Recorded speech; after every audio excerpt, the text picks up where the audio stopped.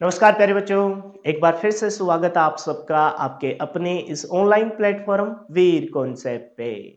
कैसे हो आप सब? उम्मीद व आशा करते हैं कि सब स्वस्थ होंगे, मस्त होंगे और अपनी तैयारी को बहुत बेहतरीन तरीके से कर रहे होंगे। तो हम कर रहे हैं जी इलेक्ट्रीशियन थ्योरी के इस फाउंडेशन बैच में थर्ड और मोस्ट इंपॉर्टेंट मॉड्यूल, जिसका नाम है इलेक्ट्रिक मशीन। हालांकि इस मॉड्यूल को हम ऑलरेडी स्टार्ट कर चुके हैं, बेस मैं आपका बना चुका हूं, जिसके तहत हमने कोई पर्टिकुलर मशीन को तो नहीं पढ़ा था, लेकिन इस मॉड्यूल के स्टार्टिंग में हम डीसी मशीन को कवर कर रहे हैं और डीसी मशीन के तहत हमें डीसी जनरेटर और डीसी मोटर को कवर करना होता है। तो उनसे संबंधित हमने इंपॉर्टेंट पार्ट्स को पढ़ा था। वो चार क्लास इतनी खास थी, मैं आपको विश्वास दिलाता हूं कि उन चारों क्लास से कम 3 से 4 क्वेश्चन आपके डायरेक्ट एग्जाम में पूछे जाएंगे। होप सो वो सारी क्लास आपने बहुत ध्यानपूर्वक देखी होगी, समझी होगी और क्लास के अंदर ही आपने याद भी किया होगा कंटेंट। और क्लास के जस्ट बाद आपने पीडीएफ को भी पढ़ा होगा और जैसे ही वो एक यूनिट पूरी हो गई होगी तो उस सारी पीडीएफ को एक साथ आपने रिवाइज भी किया होगा। अगर ये टास्क आप रेगुलर इंटरवल पे कर रहे हो, क्लास के जस्ट बाद पीडीएफ, चैप्टर खत्म होते ही सारी पीडीएफ को एक साथ, और वीक में एक ऐसा दिन जिस दिन आप कंप्लीट सिलेबस को रिवाइज कर रहे हो, तो मैं आपको विश्वास दिलाता हूं, एक बार फिर से आपको मतलब एक श्योरिटी देता हूं कि आपके सिलेक्शन को कोई नहीं रोक पाएगा। और इनके साथ एक टास्क और मॉक टेस्ट लगाते रहना है। अगर आपको लगता है कि अभी फिलहाल कोई नोटिफिकेशन नहीं है, एग्जाम बहुत ज्यादा दूर है, तो अल्टरनेटिव डेज में लगाइए। और जब फाइनली एग्जाम की डेट फॉर्म भी निकल जाए, तब आप हर रोज के मॉक टेस्ट लगाइए और पेपर से 10 15 20 दिन पहले तो कम से कम दिन में 2 से 3 टेस्ट लगाइए। वो भी एक सिलेक्शन का मूल आधार है। तो आज की इस क्लास में हम फर्स्ट थर्ड मॉड्यूल के फर्स्ट यूनिट को स्टार्ट कर रहे हैं। ये सोच लीजिए कि फर्स्ट मशीन को मैं पढ़ाना स्टार्ट कर रहा हूँ। डीसी मशीन में हमने बेस बनाया है, तो डीसी मशीन के तहत पहली मशीन को हम स्टार्ट कर रहे हैं, जिसका नाम है डीसी जनरेटर। क्या कुछ आज की इस क्लास में पढ़ेंगे, एक बार मैं आपका बेस बना देता हूँ, फिर हम पढ़ना स्टार्ट करेंगे। 2 3 बेसिक बातों के साथ ही हम पढ़ना स्टार्ट कर देंगे। डीसी जनरेटर डेफिनेशन देखेंगे, आपको जो पिछली 4 क्लासों में पढ़ाया उसका हल्का सा 2 3 मिनट में रिवाइज करके मैं डीसी जनरेटर की डेफिनेशन पे आ जाऊंगा। और किसी भी मशीन को चलाने के लिए कुछ मौलिक आवश्यकता होती है। उन्हीं मौलिक आवश्यकताओं में तीन डीसी जनरेटर के लिए तीन मौलिक आवश्यकता है: चालक कंडक्टर का होना, चुंबकीय क्षेत्र यानी मैग्नेटिक फील्ड का होना, और यांत्रिक ऊर्जा यानी कि कहीं ना कहीं हमें यहाँ मैकेनिकल एनर्जी देनी पड़ेगी। कोई भी ऊर्जा का निर्माण और नष्ट हम अपने आप से नहीं कर सकते, ये ऊर्जा संरक्षण का नियम है। यानी कि यहाँ आपकी ये यंत्र अगर डीसी विद्युत को बना रहा है, तो अपने आप से नहीं बना सकता, कहीं ना कहीं हम यहाँ कोई एनर्जी देंगे, और यहाँ हम क्या देंगे? यांत्रिक एनर्जी देंगे, यांत्रिक ऊर्जा देंगे, मैकेनिकल एनर्जी देंगे। उसी मैकेनिकल एनर्जी को ये आपका, हालांकि प्रेरण विधि से बनाएगा तो एसी, लेकिन कम्यूटेटर के द्वारा उस एसी को बाद में किस में बदल दिया जाएगा? डीसी में बदल दिया जाएगा, और फाइनली आपकी ये डीसी प्रोड्यूस करेगा। तो इन्हीं तीन मौलिक आवश्यकताओं को यहाँ बताया जाएगा आपको। हालांकि पेपर में इनसे संबंधित क्वेश्चन तो नहीं आएगा, लेकिन बेस बन के स्टार्ट हो जाएगा कि आखिरकार डीसी जनरेटर काम कैसे करता है। उसके बाद हम देखेंगे कि डीसी जनरेटर का कार्य सिद्धांत क्या है। आपको पता है जितनी भी मशीनें हैं वो फेराडे के विद्युत चुंबकीय प्रेरण के सिद्धांत पर काम करती है। किस प्रकार से इसमें ईएफ बनती है उसके बारे में हम देखेंगे। और वैसे दोनों चीजों को अगर पूरा पूरा अगर परिवार को देखा जाए, तो हम डीसी मशीन के तहत आपकी दो कैटेगरी आ गई: डीसी मोटर और डीसी जनरेटर। डीसी जनरेटर से संबंधित हमने एक बात कही थी, पहले आप जनरेटर नाम लो, जनरेटर को फिर दो कैटेगरी में डिवाइड कर दो, क्योंकि एक यंत्र है तो यंत्र वहां दो निकल के आए, एक निकल के आया अल्टरनेटर और एक निकल के आया डीसी जनरेटर। तो अल्टरनेटर और डीसी जनरेटर के बारे में यहाँ थोड़ा सा हल्का फुल्का बता रखा है, और इन्हीं चीजों को फिर यहाँ एक डायग्राम के माध्यम से भी समझाया, ताकि पिक्चर साफ साफ क्लियर हो कि डीसी जनरेटर और आपके अल्टरनेटर में बेसिक सा फर्क है क्या आखिरकार। फिर हम देखेंगे कि जब हमने पिछली 4 क्लासों में आपको मैंने बताया था कि एक चीज बार बार रिपीट हो रही थी कि भाई यहाँ पर अगर सिलिकॉन की मात्रा मिलाइए, है ना, सिलिकॉन स्टील की जो पत्तियां बनाई थी, मैग्नेटिक फील्ड पोल बनाया था, वहां पर हम कहीं ना कहीं उन मैग्नेटिक फील्ड पोल में जो सिलिकॉन की मात्रा मिला रहे थे, और उन पत्तियों को हम क्या कर रहे थे? लेमिनेटेड कर रहे थे, वर्निश कर रहे थे। तो उसके पीछे कारण क्या था? मैंने कहा था कि अगर इन सिलिकॉन स्टील की पत्तियों को वर्निश कर दिया जाता है तो एडी करंट की मात्रा कम हो जाती है। चैप्टर स्टार्ट नहीं कर रहे, लेकिन थोड़ा सा आपका माहौल बना रहे हैं, और ये पेपर में डायरेक्ट आने वाला क्वेश्चन है ये वर्निश क्यों करते हैं? वर्निश करते हैं भंवर धारा हानि, एडी करंट को कम करने के लिए। तो ये आखिरकार एडी करंट बनता ही क्यों है, उसको यहाँ एक्सप्लेन किया जाएगा और इसको दूर करने के लिए हम लेमिनेटेड करते हैं, उसको भी यहाँ रिप्रेजेंट कर दिया जाएगा। फिर आपको पता है आपकी जितनी भी मशीनें हैं वो आपके फ्लेमिंग के नियम के अकॉर्डिंग चलते हैं। हालांकि इसमें थोड़ा सा मतलब ये मैंने ध्यान नहीं दिया, हाथ गलत शो कर रखा है, लेकिन टेंशन लेने की जरूरत नहीं, मैं आपको बता दूंगा, समझा दूंगा। यहां हम डीसी जनरेटर में फ्लेमिंग के दाएं हाथ के नियम को पढ़ेंगे। डीसी मोटर में जब जाएंगे, सुन लीजिए ध्यानपूर्वक, और ये पेपर में डायरेक्ट जो मैं यहाँ शब्द बोल रहा हूँ ये पेपर में डायरेक्ट आते हैं। पूछा जाता है कि डीसी जनरेटर फ्लेमिंग के कौन से हैंड के नियम पर आधारित है, और डीसी मोटर आपके फ्लेमिंग के किस नियम पर आधारित है। तो डीसी जनरेटर में फ्लेमिंग का कौन सा दाएं हाथ का नियम प्रयोग किया जाता है, और डीसी मोटर में फ्लेमिंग का बाएं हाथ का नियम का प्रयोग किया जाता है।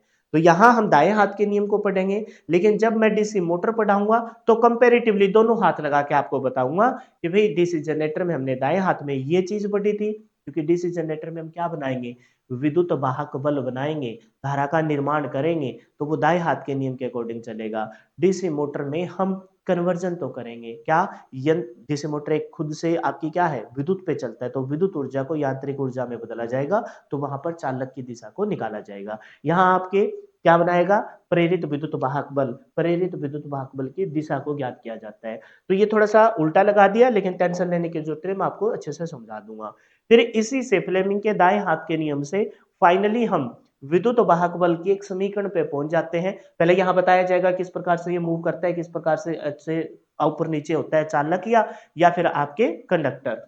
फिर ये आपकी फाइनली हम इक्वेशन में पहुंच जाएंगे। इक्वेशन देखने में आपको बड़ी अजीब सी लगेगी, लेकिन इतनी आसान है, और डायरेक्ट पेपर में इससे एक क्वेश्चन पूछा जाता है कि कब इसका मान मैक्सिमम और कब इसका मान मिनिमम होगा। दो एग्जाम्पल की सहायता से हम इसे अच्छे से कवर कर लेंगे। तो आज की क्लास इतनी खास है, मैं आपको बता दूं कि अगर इस क्लास को बहुत ध्यानपूर्वक आपने देख लिया तो आगे चलकर 7 से 8 क्लासों में आपकी बिल्कुल भी दिक्कत नहीं आएगी, जिसमें हम इस कंप्लीट चैप्टर को पूरा करने वाले हैं। जो बच्चे यूट्यूब पे देख रहे हैं, मैं बता दूं, जैसे पिछली जब यूनिट हमने की थी तो उसके 3 लेक्चर मैंने प्रोवाइड करवाए थे, क्योंकि बच्चे को कहीं भी ये रियलाइज ना हो कि भाई यार कुछ अच्छा पढ़ाया जा रहा है, कुछ वाला कोई सीन नहीं है। यहाँ जब भी मैं कोई चैप्टर स्टार्ट करता हूँ तो उसके डेमो लेक्चर मैं यूट्यूब पे जरूर लेके आता हूँ, ताकि बच्चे को लगे कि भाई हाँ, हर चैप्टर को इतनी निपुणता और इतने धैर्य पूर्वक पढ़ाया जा रहा है कि हमारे जहन में, हमारी इस भेजे में अच्छे से सेट होगा। बस उसी टारगेट को अचीव किया जा रहा है। और कंप्लीट बैच आप हमारा करना चाहते हो तो ऐप पे जाइए, जहां पर सिलेक्शन की गारंटी वाला बैच मात्र 499 में टिल सिलेक्शन तक, ये जो मैं करा रहा हूँ इसी बैच के तहत है, मात्र 499 में आपको मिल जाएगा। चैप्टर वाइज एमसीक्यू प्रैक्टिस करना चाहते हो कंप्लीट फाउंडेशन बैच के साथ साथ, तो ये बहुत कारगर है। क्लास वहां से लगाइए और फिर प्रैक्टिस कीजिए। तो इसकी भी टिल सिलेक्शन तक मात्र 199 में कंप्लीट इलेक्ट्रिशियन थ्योरी, कम से कम बता रहा हूँ 4500 से लेकर 5000 क्वेश्चन में इसमें प्रैक्टिस के लिए दूंगा। तो मॉक टेस्ट के तौर पर मिलेंगे, कोई भी चैप्टर है, किसी चैप्टर में 70 क्वेश्चन है, किसी में 90 है, किसी में 150 है, किसी में 250 है, तो वैसे आपको मिलेंगे। पूरे सिलेबस की कुल मिलाकर 32 से 35 यूनिट हम करेंगे, 32 33 34 35 यूनिट तक हम करेंगे। उन सारे चैप्टरों को आप प्रैक्टिस कर सकते हो, चैप्टर वाइज मॉक टेस्ट आपको मिलेंगे। अच्छा, पूरे सिलेबस के अगर प्रैक्टिस करना चाहते हो एचएसएससी के पैटर्न के अकॉर्डिंग, तो 50 मॉक टेस्ट और उनमें सारे के सारे प्रीवियस ईयर के क्वेश्चन, 70 का टेक्निकल, 10 का कंप्यूटर, 10 की मैथ रीजनिंग, 10 की हरियाणा जीके और इंडिया जीके, है ना, कुल मिलाकर 70 प्लस में 30, 100 नंबर के 100 क्वेश्चन आपको मॉक टेस्ट के तौर पर मात्र 99 रुपीज में मिल जाएंगे। और थ्योरी के बाद सेकंड नंबर पर कंप्यूटर का वेटेज है, तो 10 नंबर के सिलेबस के लिए आप हमारे कंप्यूटर के फाउंडेशन बैच में एनरोल कर सकते हो। ये सारी चीज़ें आपको ऐप में मिल जाएंगी, ये दोनों चीज़ें आपको टेस्ट सीरीज में, और ये दोनों चीज़ें आपके कोर्स के तौर पर अवेलेबल है। अच्छा, इस बैच में हम थ्योरी प्लस एमसीक्यू प्लस में प्रीवियस ईयर के क्वेश्चनों को प्रोवाइड कर रहे हैं। तो ये डेमो लेक्चर है, यूट्यूब पे मैं क्लासे डालता रहूंगा। कंप्लीट बैच के लिए आपको हमारी ऐप पे जाना पड़ेगा। इस वीडियो के डिस्क्रिप्शन में लिंक है, या फिर प्ले स्टोर से आप डायरेक्ट सर्च कर सकते हो वीर कॉन्सेप्ट। अब पढ़ना स्टार्ट करते हैं सरस्वती माता का नाम लेके। जय सरस्वती माँ। डीसी जनरेटर, पहले एक बार देखते हैं कि डीसी मशीन क्या है। आपको मैंने बताया था कि डीसी मशीन एक वो युक्ति, या फिर ये कहें कि एक ऐसी मतलब मशीनी सेक्शन जिसमें आपकी या तो विद्युत ऊर्जा को यांत्रिक ऊर्जा में, या फिर यांत्रिक ऊर्जा को विद्युत ऊर्जा में बदला जाएगा। अगर मैं डिलीट कर दूंगा ये पेज, थोड़ा सा मैं बताऊं, तो मैंने बताया कि इसमें विद्युत ऊर्जा को कौन सी ऊर्जा को? विद्युत ऊर्जा को यांत्रिक ऊर्जा में बदला जाता है। बस 2 मिनट, पिछली चारों क्लासों का कुछ इंपॉर्टेंट मैं उठा रहा हूं।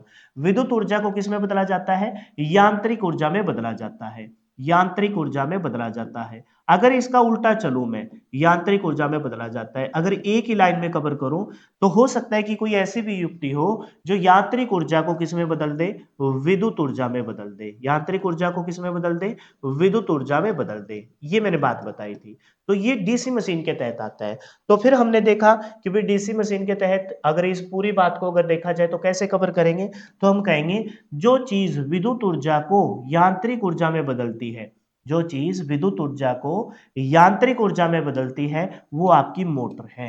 वो आपकी क्या है? मोटर है। विद्युत क्योंकि मोटर आपकी विद्युत से चलती है और उसे वो यांत्रिक में बदलती है। और जो चीज आपकी यांत्रिक ऊर्जा को विद्युत ऊर्जा में बदलती है, यंत्र से कोई यंत्र है, जो यंत्र है जिसे आप कोई एनर्जी देंगे, उसी एनर्जी को वो विद्युत ऊर्जा में बदल देगा, तो वो आपका जनरेटर है। वो आपका क्या है भाई? जनरेटर है। वो आपका क्या है? जनरेटर है। ये बात हमने आपको पिछली 4 क्लासों में बहुत अच्छे से बताई। फिर इसी बात को थोड़ा सा और अगर डिटेल से देखा जाए तो इस मोटर को हमने 2 कैटेगरी में डिवाइड किया। एक बन गई आपकी एसी मोटर, एक बन गई जो आपकी एसी मोटर और दूसरी बन गई आपकी डीसी मोटर। एक बन गई एसी मोटर और दूसरी बन गई आपकी डीसी मोटर। अच्छा, इस जनरेटर को भी 2 कैटेगरी में उल्टा लिख रहा हूं क्योंकि हमें ये 2 पोर्शन उठाने हैं। अगर इसको भी 2 कैटेगरी में देखा जाए तो जनरेटर को भी 2 कैटेगरी में देखा जाए। एक तो बन जाएगा डीसी जनरेटर, एक तो बन जाएगा डीसी जनरेटर जो आज हम पढ़ रहे हैं, और एक बन जाएगा जी अल्टरनेटर। क्या बन जाएगा? अल्टरनेटर। बोलो समझे कि नहीं समझे? जनरेटर भी आपका 2 कैटेगरी में। तो मोटर में कोई भी हो, चाहे एसी मोटर हो चाहे डीसी मोटर हो, विद्युत ऊर्जा देंगे और उसे यांत्रिक ऊर्जा में बदल देगा। तो एसी मोटर को हम देंगे क्या? एसी देंगे। इस एसी को ये किस में बदल देगा? इस एसी को ये यांत्रिक ऊर्जा में बदल देगा। डीसी मोटर को हम डीसी देंगे। इस डीसी मोटर में दी गई डीसी को ये किस में बदल देगा? यांत्रिक ऊर्जा में बदल देगा।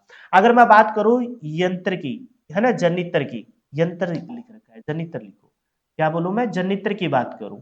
अगर मैं जनरेटर की बात करूं तो जनरेटर में क्या होता है? जनरेटर में होता है जी हम डीसी जनरेटर। यंत्र है तो इसे क्या दी जाएगी? इसे यांत्रिक ऊर्जा दी जाएगी। क्या दी जाएगी? यांत्रिक। फिर यांत्रिक लिख दिया क्या बात है भाई, है ना? क्या बोलेंगे इसे? हाँ, यांत्रिक तो सही लिखा था। यांत्रिक ऊर्जा दी जाएगी। क्या दी जाएगी? यांत्रिक ऊर्जा दी जाएगी। इस यांत्रिक ऊर्जा को डीसी जनरेटर, हालांकि प्रेरण विधि से बनाएगा तो एसी, लेकिन उस एसी को बाद में किस में बदल दिया जाएगा? डीसी में बदल दिया जाएगा। आपका अल्टरनेटर भी एक यंत्र है, इसको भी यांत्रिक ऊर्जा दी जाएगी। इसको भी क्या दी जाएगी? यांत्रिक ऊर्जा दी जाएगी। और इस यांत्रिक ऊर्जा को ऐसे अल्टरनेटर ऐसे किस में बदल देगा? एसी में बदल देगा। हमारा जो फोकस है वो किस पे है? डीसी मशीन के तहत। हालांकि ये दोनों पार्ट हमें पढ़ने होते हैं। डीसी मशीन के तहत हमें ये दोनों पार्ट पढ़ने होते हैं। क्यों? क्योंकि डीसी मोटर हो चाहे डीसी जनरेटर हो, कहीं ना कहीं इसमें डीसी सप्लाई जरूर आएगी। डीसी मोटर की इनपुट में डीसी होती है, जिसे ये किस में बदल देता है? यांत्रिक ऊर्जा में बदल देता है। क्योंकि मोटर हमेशा विद्युत सप्लाई से चलेगी। चाहे एसी मोटर है तो एसी से चलेगी, जिसे ये बाद में यांत्रिक में बदल देगा। और अगर बात करूं मैं डीसी की, तो डीसी विद्युत सप्लाई से चलेगी, जिसे बाद में ये यांत्रिक में बदल देगा।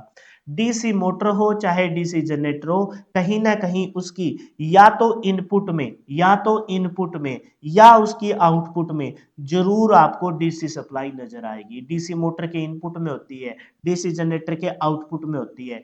तो हमारा जो फोकस था डीसी मशीन के तहत, ये पिछली 4 क्लासों का रिवीजन बता रहा हूं, पिछली 4 क्लासों में यही चीज हमने देखी थी। हमारा जो फोकस था वो इस डीसी मशीन वाले पोर्शन में था। ये एसी वाली चीज जिसके अंदर आप एसी मोटर और अल्टरनेटर पढ़ते हो, ये बाद में देखेंगे, ये सेकंड चैप्टर में हम देखेंगे। हमारा फोकस इस पे था। तो डीसी मशीन के तहत आज अपना जो चैप्टर स्टार्ट हो रहा है वो क्या हो रहा है? डीसी जनरेटर हो रहा है। डीसी जनरेटर हो रहा है। तो डीसी जनरेटर में हम क्या करेंगे? यांत्रिक ऊर्जा देंगे और उस यांत्रिक ऊर्जा को हम डीसी विद्युत सप्लाई में बदल देंगे। तो इसी चीज को यहां फिर से एक बेस बनाने के तौर पर बताया गया है कि आखिरकार डीसी मशीन क्या है और डीसी जनरेटर क्या है, क्या चीज करता है। तो पढ़िए इस बात को। डीसी मशीन सामान्यतः विद्युत यांत्रिक ऊर्जा परिवर्तक है।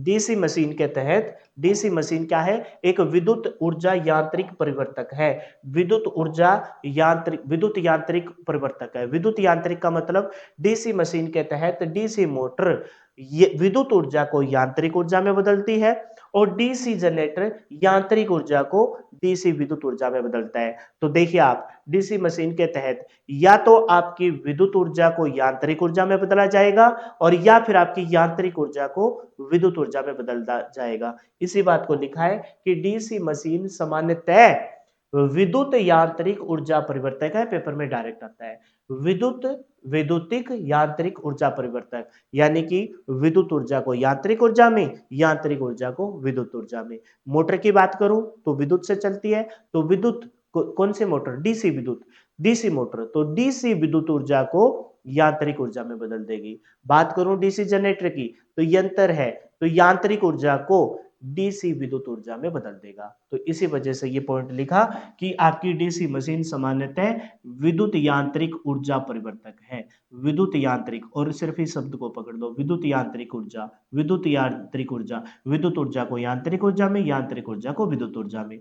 मोटर की बात करेंगे तो विद्युत ऊर्जा को यांत्रिक ऊर्जा में। अगर जनित्र यंत्र की बात करेंगे तो डीसी जनरेटर यांत्रिक ऊर्जा को विद्युत ऊर्जा में बदलता है, जो कि डीसी स्रोत पर कार्य करता है। डीसी स्रोत पर कार्य करने का मतलब क्या है कि कहीं ना कहीं इसकी या तो इनपुट में डीसी सप्लाई नजर आएगी या उसके आउटपुट में डीसी सप्लाई नजर आएगी। इसी वजह से बोला है कि भाई ये तो डीसी स्रोत पर कार्य करता है।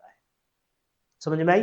एक लाइन के अंदर इतना कुछ निचोड़ है कि पूरा का पूरी डीसी मशीन की डेफिनेशन कवर हो जाती है कि डीसी मशीन सामान्यतः विद्युत यांत्रिक, है ना, ऊर्जा परिवर्तक है, यानी कि विद्युत ऊर्जा को यांत्रिक ऊर्जा में, यांत्रिक ऊर्जा को विद्युत ऊर्जा में, और डीसी स्रोत पर कार्य करता है। डीसी मशीन के में हमने दो देखा, मोटर या फिर जनरेटर। डीसी मोटर है, उसके इनपुट में डीसी, और डीसी जनरेटर है, उसके आउटपुट में डीसी सप्लाई नजर आएगी।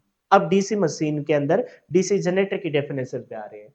ऐसी युक्ति, इस ब्रैकेट वाली चीज को छोड़ देना, जो यांत्रिक ऊर्जा को डीसी विद्युत ऊर्जा में बदलती है, डीसी जनरेटर कहलाते हैं। क्योंकि डीसी जनरेटर हो चाहे अल्टरनेटर हो, दोनों के दोनों यंत्र है, दोनों के दोनों यंत्र है तो यांत्रिक ऊर्जा दी जाएगी और उसे ये किस में बदल देंगे? डीसी जनरेटर है वो डीसी सप्लाई में और अल्टरनेटर है वो उसे एसी सप्लाई में बदल देगा। हम डीसी जनरेटर को देख रहे हैं। तो ऐसी युक्ति जो यांत्रिक ऊर्जा को डीसी विद्युत ऊर्जा में बदलती है उसे डीसी जनरेटर कहते हैं। ब्रैकेट वाली चीज को भी देख लो। ऐसी युक्ति जो यांत्रिक ऊर्जा मतलब मैकेनिकल एनर्जी, मैकेनिकली हम कुछ देंगे, उसी को ये डीसी क्या ऊर्जा, विद्युत ऊर्जा में। विद्युत ऊर्जा कौन सी है? इलेक्ट्रिकल एनर्जी होती है, नॉर्मल सी बात है। तो मैकेनिकल एनर्जी यानी कि यांत्रिक ऊर्जा को इलेक्ट्रिकल एनर्जी में बदलने वाले ही यंत्र को हम क्या कहते हैं? जनरेटर कहते हैं। और अगर उसी मैकेनिकल एनर्जी को, ऐसा कोई यंत्र उसी मैकेनिकल एनर्जी को डीसी विद्युत ऊर्जा, डीसी इलेक्ट्रिकल एनर्जी में बदल दे तो वो डीसी जनरेटर है।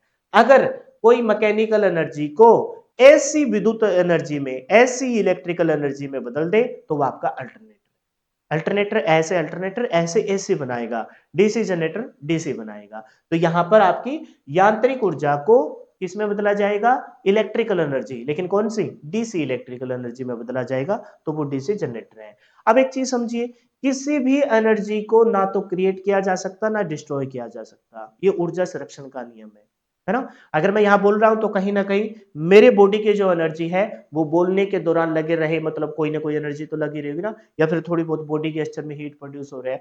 थोड़े थोड़े टाइम के बाद जो मैं यहाँ एनर्जी खपत कर रहा हूँ, खर्च कर रहा हूँ, तो मेरे को वीकनेस आनी स्टार्ट हो जाएगी, थोड़ी बहुत थकान होनी स्टार्ट हो जाएगी।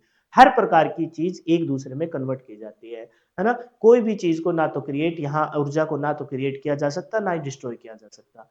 अच्छा सर, ये बात क्यों बता रहे हो? यहाँ पर हमें लगता है कि डीसी जनरेटर है वो आपकी डीसी एनर्जी बनाता होगा, और अपने आप से बनाता होगा। अपने आप से नहीं बनाता। यहां हमने साफ साफ बोला है कि उसे यांत्रिक ऊर्जा दी जाएगी, उसी यांत्रिक ऊर्जा को ये आपकी डीसी विद्युत ऊर्जा में बदलेगा।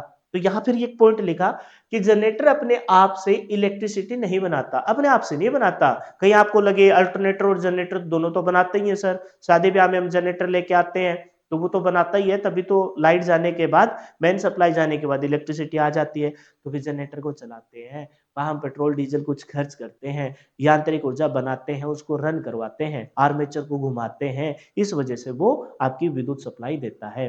तो यही बात बताइए कि इलेक्ट्रिसिटी नहीं बनाता, यह केवल दी गई मैकेनिकल एनर्जी को, यांत्रिक ऊर्जा को इलेक्ट्रिक एनर्जी में बदलता है, अपने आप से नहीं बनाता, जितनी दोगे उतनी को ही बदल देगा, किसमें, इलेक्ट्रिकल एनर्जी में, डीसी इलेक्ट्रिकल एनर्जी में बदल देगा। यह मैकेनिकल एनर्जी जनरेटर के आर्मेचर को घुमाती है, आर्मेचर है ना, जो आपका मैग्नेटिक फील्ड बनेगा, उसी मैग्नेटिक फील्ड को ये आर्मेचर, आर्मेचर के अंदर जो चालक है, कंडक्टर है, जो आर्मेचर वाइंडिंग है, वो उस इलेक्ट्रिक मैग्नेटिक फील्ड को काटेगा। और क्यों कब काटेगा, जब उसको आप घुमाओगे, और घुमाने के लिए आपको क्या देनी पड़ेगी, मैकेनिकल एनर्जी। यह मैकेनिकल एनर्जी जनरेटर के आर्मेचर को घुमाती है, और इस प्रकार आर्मेचर कंडक्टर में इलेक्ट्रिक एनर्जी उत्पन्न होती है। इस वजह से आर्मेचर में जो कंडक्टर है, जो मैग्नेटिक फील्ड को काटेंगे, और वहां पर electric energy, EMF, electromagnetic force की वजह से, मतलब जो ओवरऑल कॉन्सेप्ट है वो तो हम आगे देखेंगे, ओवरऑल आपकी इलेक्ट्रिक एनर्जी बन जाएगी,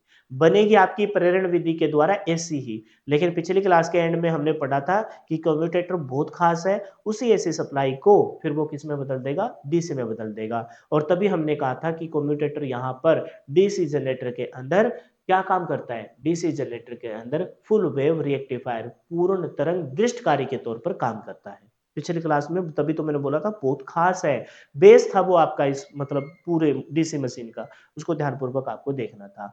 अब कोई भी मशीन है वो बेसिक उसके फंडामेंटल होते हैं कि आखिरकार वो वर्क कैसे करती है। तो डीसी जनरेटर के लिए जो इलेक्ट्रिक करंट आपका बनेगा, उसके लिए तीन मौलिक आवश्यकता है। जनरेटर की इलेक्ट्रिक करंट पैदा करने के लिए निम्नलिखित तीन चीजें आवश्यक होनी चाहिए। क्या होना चाहिए, कंडक्टर। आप कहोगे सर, आप कह रहे हो तीन ही होने चाहिए, हम तो कह देंगे सर जो कल पिछली क्लासों में आपने 15-16 पार्ट पढ़ाए थे, उनमें से कोई पार्ट हटा दो तो डीसी मशीन चलेगी नहीं। बिल्कुल सही बात है भाई, नहीं चलेगी। लेकिन मौलिक कोई चीज एक खास तो होती है ना।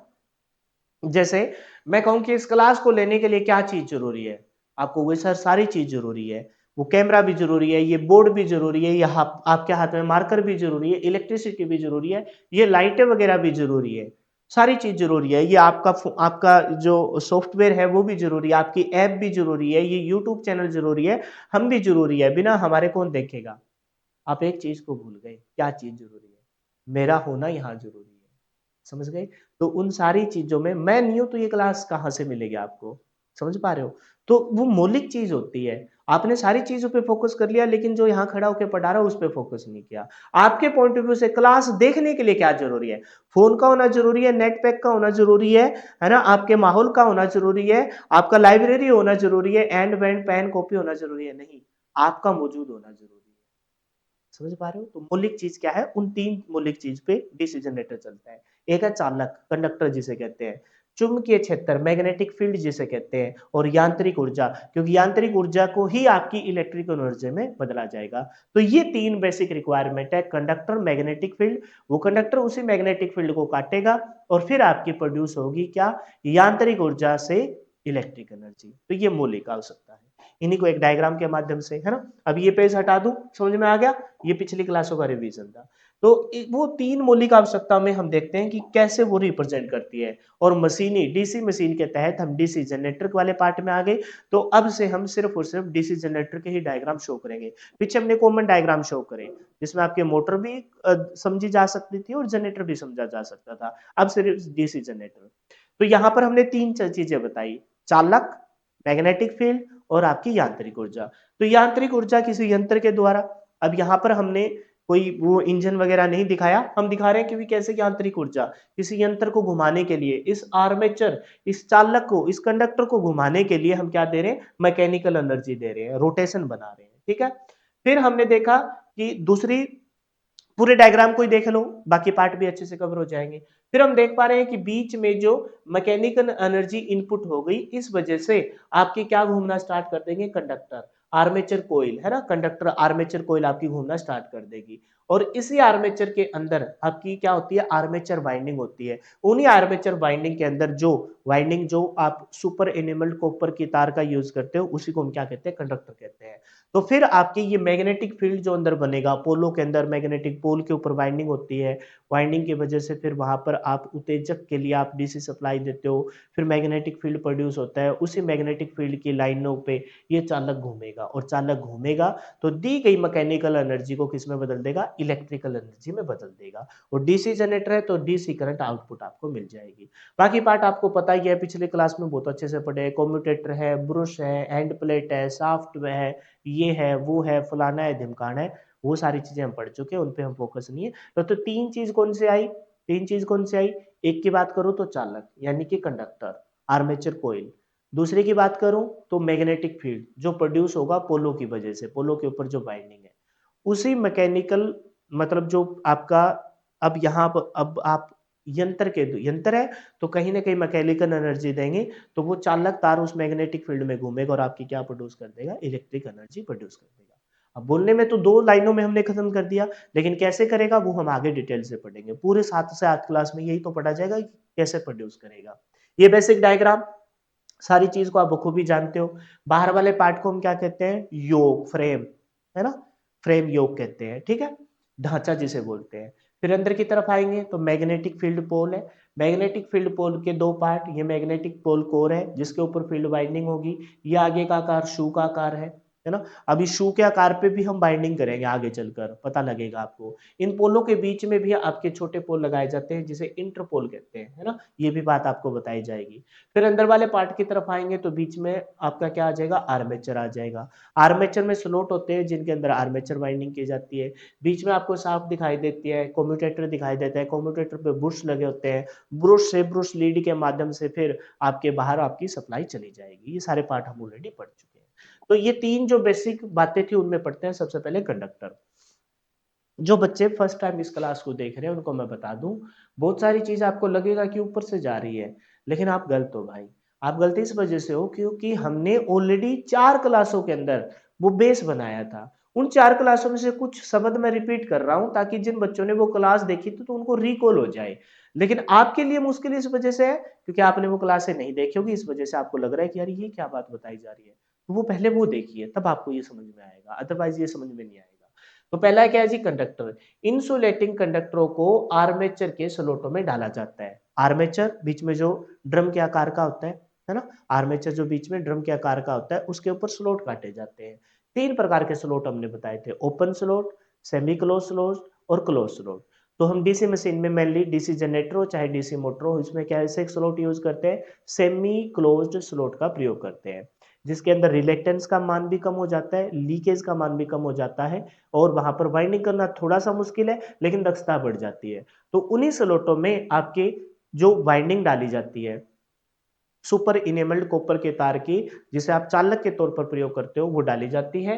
तो इंसुलेटेड कंडक्टरों को आर्मेचर के स्लॉटों में डाला जाता है और क्या बन जाएंगे आपके, वही चीज आपकी कंडक्टर कहलाएगी। फिर पोलो के ऊपर वाइंडिंग, और फिर वाइंडिंग की वजह से वहां पर आपकी मैग्नेटिक फील्ड पोल बनेगा, उसके बारे में बताया चुंबकीय क्षेत्र। परमानेंट मैग्नेट, अब इस चैप्टर में हम पढ़ेंगे कि ये जो मैग्नेट है वो 2 प्रकार से बनाया जा सकता है, एक परमानेंट भी हो सकता है और एक इलेक्ट्रोमैग्नेटिक वाला भी हो सकता है जिसमें आप बनाते हो। तो परमानेंट मैग्नेट या इलेक्ट्रोमैग्नेट का प्रयोग कर कर, अब तक हमने सिर्फ इलेक्ट्रोमैग्नेट को ही पढ़ा है क्योंकि हमने कहा कि भाई यहां पर हम वाइंडिंग करेंगे, वाइंडिंग की वजह से आपका मैग्नेटिक फील्ड प्रोड्यूस होगा। अब अगर एयर गैप में देखें तो नॉर्थ से साउथ, और बॉडी के अंदर से देखें तो साउथ से नॉर्थ, ये हमने पढ़ा था। अब यहां आ गया परमानेंट मैग्नेट, ये कैसे बनता है वो हम देखेंगे, आपके सथाई और असथाई उसी में जाएंगे। परमानेंट मैग्नेट और अपरमानेंट मैग्नेट जिसमें प्रोड्यूस किया जाएगा। तो बोलता है कि परमानेंट मैग्नेट या इलेक्ट्रोमैग्नेट का प्रयोग कर कर चुंबकीय क्षेत्र प्राप्त किया जाता है, मैग्नेटिक फील्ड प्रोड्यूस किया जाता है। कुछ भी हो सभी जनरेटरों में अधिकांशतः मेनली 99.9% किसका यूज करते हैं, इलेक्ट्रोमैग्नेट का प्रयोग किया जाता है, परमानेंट मैग्नेट का प्रयोग नहीं किया जा सकता। क्यों नहीं किया जाता, क्योंकि परमानेंट मैग्नेट आज है, हो सकता है कि थोड़े समय के बाद, जब हमने मैग्नेट और मैग्नेटिज्म नामक चैप्टर पढ़ा था तो मैंने बताया था कि कुछ एक ऐसी चीजें होते हैं जिसमें आपके चुंबकीय क्षेत्र से हटा देने के बाद भी उसमें चुंबकीय गुण विद्यमान रहते हैं, जिसे आप अपशिष्ट चुंबक कहते हैं। याद है? वही अपशिष्ट चुंबक यहाँ मौजूद रहता है, उसी को परमानेंट मैग्नेट बोला जाएगा। लेकिन वो अपशिष्ट चुंबक थोड़े समय के बाद हट भी जा सकता है। निग्राहिता जिसे बोलते हैं, उसको हटाने के लिए कोई हो सकता है कि वहां पर उसके अपोजिट में कोई एक क्षेत्र बन जाए। तो वो कोई परमानेंट यहाँ मैग्नेट है, वो थोड़े समय के बाद कमजोर भी पड़ सकता है और हो सकता है कि थोड़े समय के बाद उसका प्रभाव ना रहे, तो अपना तो डीसी जनरेटर काम नहीं करेगा। तो इस वजह से हम अधिकांशतः का मतलब मैक्सिमम से मैक्सिमम टाइम कौन से मैग्नेट का यूज करते हैं? इलेक्ट्रोमैग्नेट का यूज करते हैं, क्योंकि उसे प्रोड्यूस करना भी आसान है, अच्छा खासा मैग्नेटिक फील्ड बनाना आसान है, क्योंकि पोल तो अपने पास है ही, पोल के ऊपर वाइंडिंग करनी है, वाइंडिंग करके थोड़ी बहुत हमें सप्लाई देके फिर वहां पर मैग्नेटिक फील्ड प्रोड्यूस कर देना है। और इस इलेक्ट्रोमैग्नेटिक वाले मैग्नेटिक फील्ड को कंट्रोल करना भी आसान होता है। कंट्रोल करना आसान कैसे है? क्योंकि डिपेंड करता है टोटली आपकी किस पे, आपके सुपर इनेबल्ड कॉपर के वायर पर डिपेंड करता है कि किस प्रकार का आपने बाहर वाले योक और पोल को बनाने के लिए मटेरियल यूज किया है। जैसे मेनली हम छोटी मशीनों में तो कास्ट आयरन का प्रयोग करते हैं, चलो ठीक है, वहां पर इतना तो मैग्नेटिक फील्ड नहीं बनेगा, लेकिन ज्यादातर हम बड़ी और मध्यम साइज की मशीनों के अंदर किसका यूज करते हैं? कास्ट स्टील का यूज करते हैं। और कास्ट स्टील की चुंबकशीलता ज्यादा होती है, तो मैग्नेटिक फील्ड बहुत अच्छे से बन जाएगा और उसे कंट्रोल करना भी आसान होगा। तो अधिकांशतः मैग्नेट इलेक्ट्रोमैग्नेट प्रयोग किया जाता है, क्योंकि चुंबकीय क्षेत्र आसानी से बन जाता है, नियंत्रित हो जाता है और प्रॉपर तरीके से आपके आर्मेचर के ऊपर अच्छे से फैल भी जाता है। आर्मेचर के अच्छी तरफ चारों तरफ परिधि पर फैल भी जाएगा और जैसे ही कंडक्टर को घुमाएंगे इलेक्ट्रिसिटी बनना स्टार्ट हो जाएगी। क्या जाता है जनरेटर के पोल शू, ये आपको पता ही है, पोल शू फील्ड पे आपकी इस पोलो के ऊपर आपके ये चुंबकीय क्षेत्र बनाया जाता है। थर्ड और जो आपकी मौलिक आवश्यकताओं में है वो है जी आपकी मैकेनिकल एनर्जी। जनरेटर के पोल शू पर इन फील्ड पोलो को लपेटा जाता है, मतलब फील्ड फील्ड पोलो को नहीं, फील्ड वाइंडिंग को लपेटा जाता है। ये थोड़ा सा मिस्टेक है, बाद में सही कर देंगे।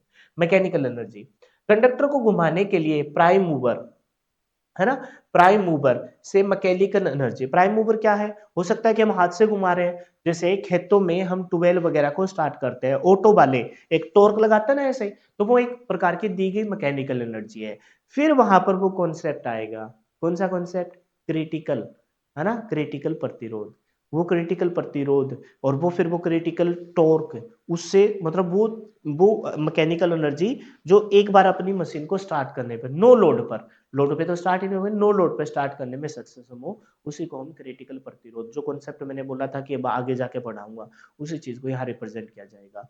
तो हो सकता है कि हम हाथ से दे रहे हो प्राइम मूवर से, हो सकता है हम किसी इंजन के माध्यम से दे रहे हो, देखा होगा आपने जनरेटर आपके पेट्रोल डीजल वाले वो चलते हैं। तो कंडक्टर को घुमाने के लिए प्राइम मूवर से मैकेनिकल एनर्जी प्राप्त की जाती है। जनरेटर की शाफ्ट पर मैकेनिकल एनर्जी आर्मेचर कंडक्टर को घुमाते हैं। जनरेटर शाफ्ट को हम घुमाएंगे, शाफ्ट के साथ ही शाफ्ट के ऊपर कौन है? आपके आर्मेचर, आर्मेचर है ना, आपकी आर्मेचर कोर है, आर्मेचर कोर के अंदर स्लॉट और स्लॉट के अंदर आपके आर्मेचर वाइंडिंग, जिसे आप कंडक्टर कहते हो। मैकेनिकल एनर्जी आर्मेचर कंडक्टर को घुमाने के लिए दी जाती है। जो चुंबकीय बल रेखाएं जो ऊपर मैग्नेटिक फील्ड प्रोड्यूस कर रखा है, उन्हीं चुंबकीय बल रेखाओं को काटती है और ईएमएफ उत्पन्न हो जाता है।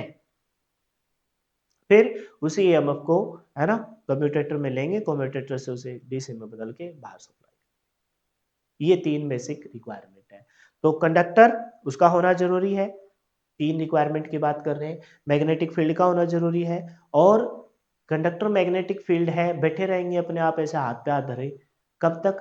जब तक उसको क्या नहीं दी जाए, कोई मैकेनिकल एनर्जी, उस कंडक्टर को ना घुमाया जाए, उस शाफ्ट को ना घुमाया जाए। शाफ्ट घूमेंगे, कंडक्टर आपकी मैग्नेटिक जो फील्ड को काटेंगे और काटते आपकी क्या प्रोड्यूस हो जाएगी? ईएमएफ उत्पन्न हो जाएगी। बोलने में आसान है लेकिन है अच्छा खासा।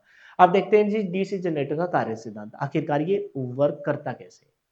तो मोटा मोटा आपको पता ही है ना, ये मैग्नेटिक फील्ड का एक पोल को यहाँ शो कर रखा है। अब इसको एक बार देख लेते हैं डायग्राम को, फिर पढ़ना स्टार्ट करते हैं। आपको पता है ये नॉर्थ पोल, ये साउथ पोल। नॉर्थ पोल और साउथ पोल के अंदर अगर देखा जाए तो मैग्नेटिक फील्ड आपको दिखाई दे रहा है। मैग्नेटिक फील्ड की मैग्नेटिक फील्ड लाइन नॉर्थ से साउथ आपको जाते हुए दिखाई दे रही है। और इस शाफ्ट को घुमाने के लिए हम यांत्रिक ऊर्जा इनपुट घूर्णन युक्ति, इस शाफ्ट को प्राइम मूवर के द्वारा इस शाफ्ट को घुमाएंगे। जैसे इसको घुमाएंगे तो ये आपका जो चालक तार है ना, जो ये आपका कंडक्टर है, ये इस मैग्नेटिक फील्ड में घूमेगा। घूमेगा तो अब आपकी ये कम्यूटेटर होगा, कम्यूटेटर पे लगे ब्रश और कम्यूटेटर शाफ्ट घूमी, शाफ्ट के साथ ही आपका कम्यूटेटर, क्योंकि कम्यूटेटर को शाफ्ट पे लगे आर्मेचर आर्मेचर के अंदर आपके जो कंडक्टर है उसके साथ परमानेंट वेल्ड कर दिया जाता है।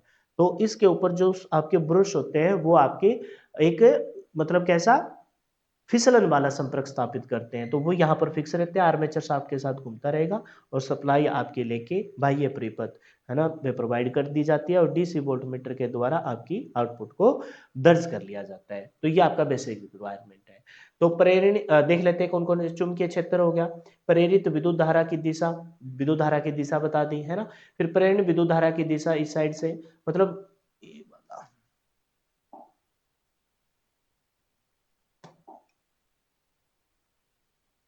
ये है प्रेरित विद्युत धारा की दिशा, है ना, ये बता रखिएगा।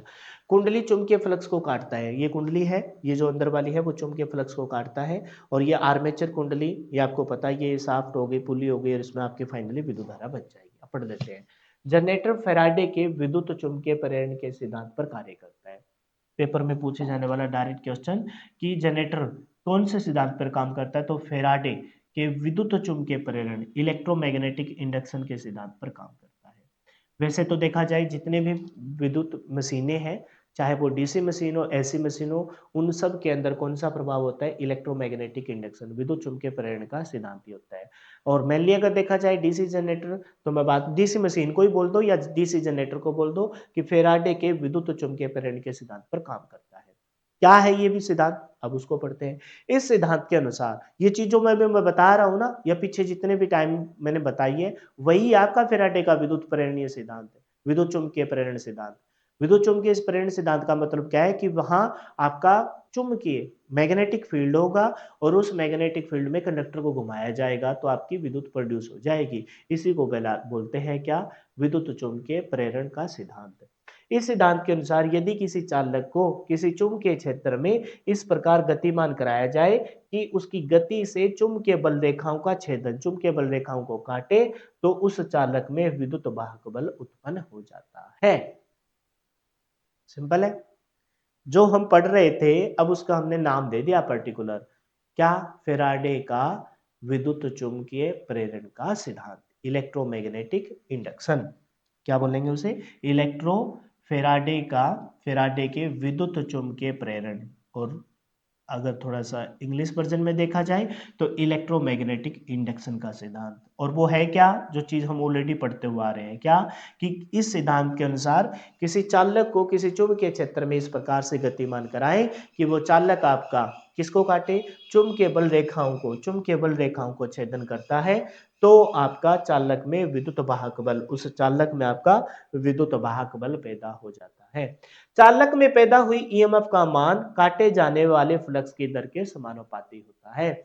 जितना स्ट्रोंग आपका मैग्नेटिक फील्ड लाइन होगी, जितना स्ट्रोंग आपका मैग्नेटिक फील्ड होगा, जितनी अधिक आपकी चुंबकीय बल रेखाएं होगी, उतनी ही आपकी अधिक ईएमएफ प्रोड्यूस होगी। हालांकि वो अन्य चीजों पर और पर फैक्टरों पर भी डिपेंड करता है कि आपका आर्मेचर के अंदर आपके कंडक्टर किस क्वालिटी के है, कम्यूटेटर आपका किस क्वालिटी का है, कम्यूटेटर के ऊपर ब्रश की ग्रेडिंग कैसी है, उच्च दर की है कि नहीं है, बहुत सारी चीजों पर डिपेंड करता है।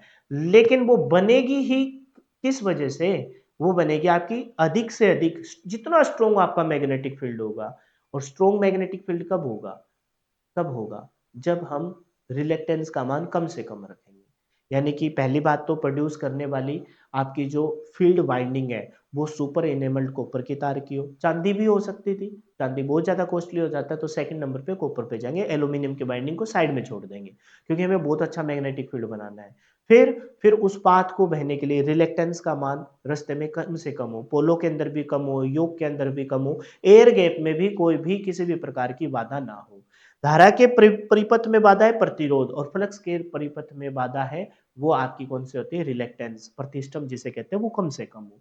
तो वो मैग्नेटिक फील्ड जितना ज्यादा स्ट्रांग होगा उतने ही आपका अच्छे से ईएमएफ प्रोड्यूस होगी। तो इसी पॉइंट को बोला, चालक में पैदा हुई ईएमएफ का मान काटे जाने वाले फ्लक्स के दर के समानुपाती होता है।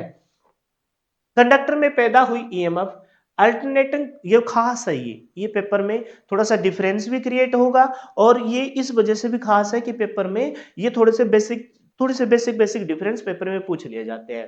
कंडक्टर में पैदा हुई ईएमएफ अल्टरनेटर प्रकृति की हो, अल्टरनेटिंग समझते हो ना, साइनसोइडल वेव प्रकृति की होती है, तो जनरेटर इलेक्ट्रिक एनर्जी को आउटपुट को अल्टरनेटिंग करंट के रूप में देता है, तो अल्टरनेटर कहलाता है।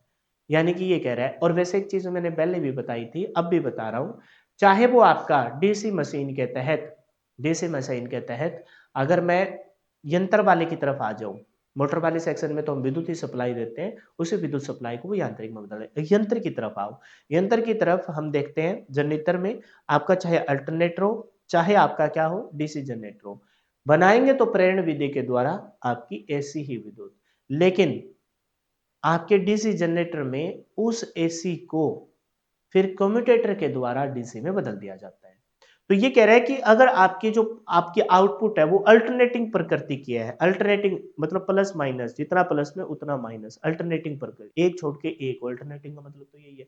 तो कंडक्टर में पैदा हुई ईएमएफ अल्टरनेटिंग प्रकृति की होती है। कंडक्टर में जो भी ईएमएफ पैदा करोगे, चाहे वो अल्टरनेटर में हो चाहे डीसी जनरेटर में हो, होती ही अल्टरनेटिंग प्रकृति की है। प्रेरण विधि के द्वारा सिर्फ और सिर्फ आपकी एसी बनाई जाती है, अल्टरनेटिंग प्रकृति की होती है। और जो जनरेटर इलेक्ट्रिक एनर्जी को अल्टरनेटिंग करंट के रूप में देता है, उसे अल्टरनेटर कहते हैं, क्योंकि अल्टरनेटर बनाता ही क्या है, एसी बनाता है। तो ये अल्टरनेटर की डेफिनेशन दे रखी है। यानी कि कंडक्टर हमें नहीं पता, हमें नहीं पता कि भाई ये एक्चुअल में स्ट्रक्चर किसका है। हमने देखा कि किसी भी मैग्नेटिक फील्ड में कंडक्टर ने मूव किया और ईएमएफ पैदा हो गई, ईएमएफ पैदा होते ही हमें नहीं पता ये क्या है, हमें ये श्योरिटी है कि इसने अल्टरनेटिंग रूप प्रकृति की ही वेव फॉर्म को जनरेट किया है, क्योंकि प्रेरण विधि के द्वारा पैदा ही एसी को किया जा सकता है, डीसी को पैदा नहीं कर सकते।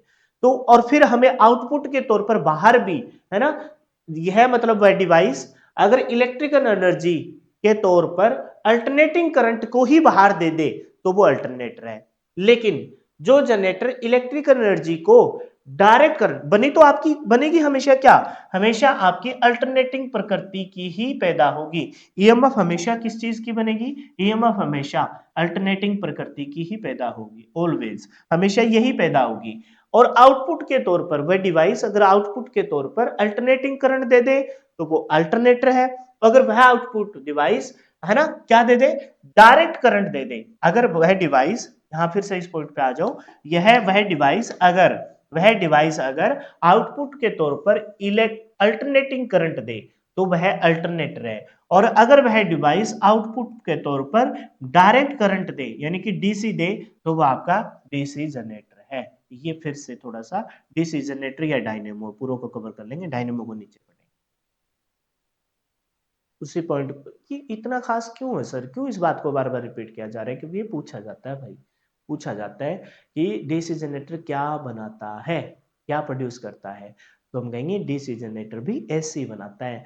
डीसी जनरेटर आउटपुट के तौर पर क्या देता है, तब लिखना डीसी देता है। बनाता क्या है, क्या प्रोड्यूस करता है, क्या बनाता है, बनाता ही एसी है।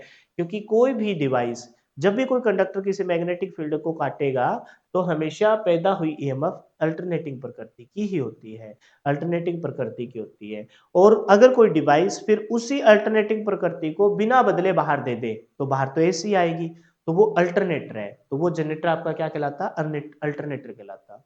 और अगर वो जनरेटर उस अल्टरनेटिंग प्रकृति की ईएमएफ को डायरेक्ट करंट के रूप में बाहर दे तो वो जनरेटर आपका डीसी जनरेटर या डायनेमो कहलाता है। डायनेमो या अल्टरनेटर में मुख्य अंतर यह है कि अल्टरनेटर में सप्लाई को इकट्ठा करने के लिए, अब थोड़ा सा इंटरनल स्ट्रक्चर को झांक के देख रहे हैं तो ये कैसे बदलता है, तो कह रहे हैं अल्टरनेटर में सप्लाई को इकट्ठा करने के लिए, अल्टरनेटर में सप्लाई को इकट्ठा करने के लिए पता है क्या है, यहां है स्लिप रिंग।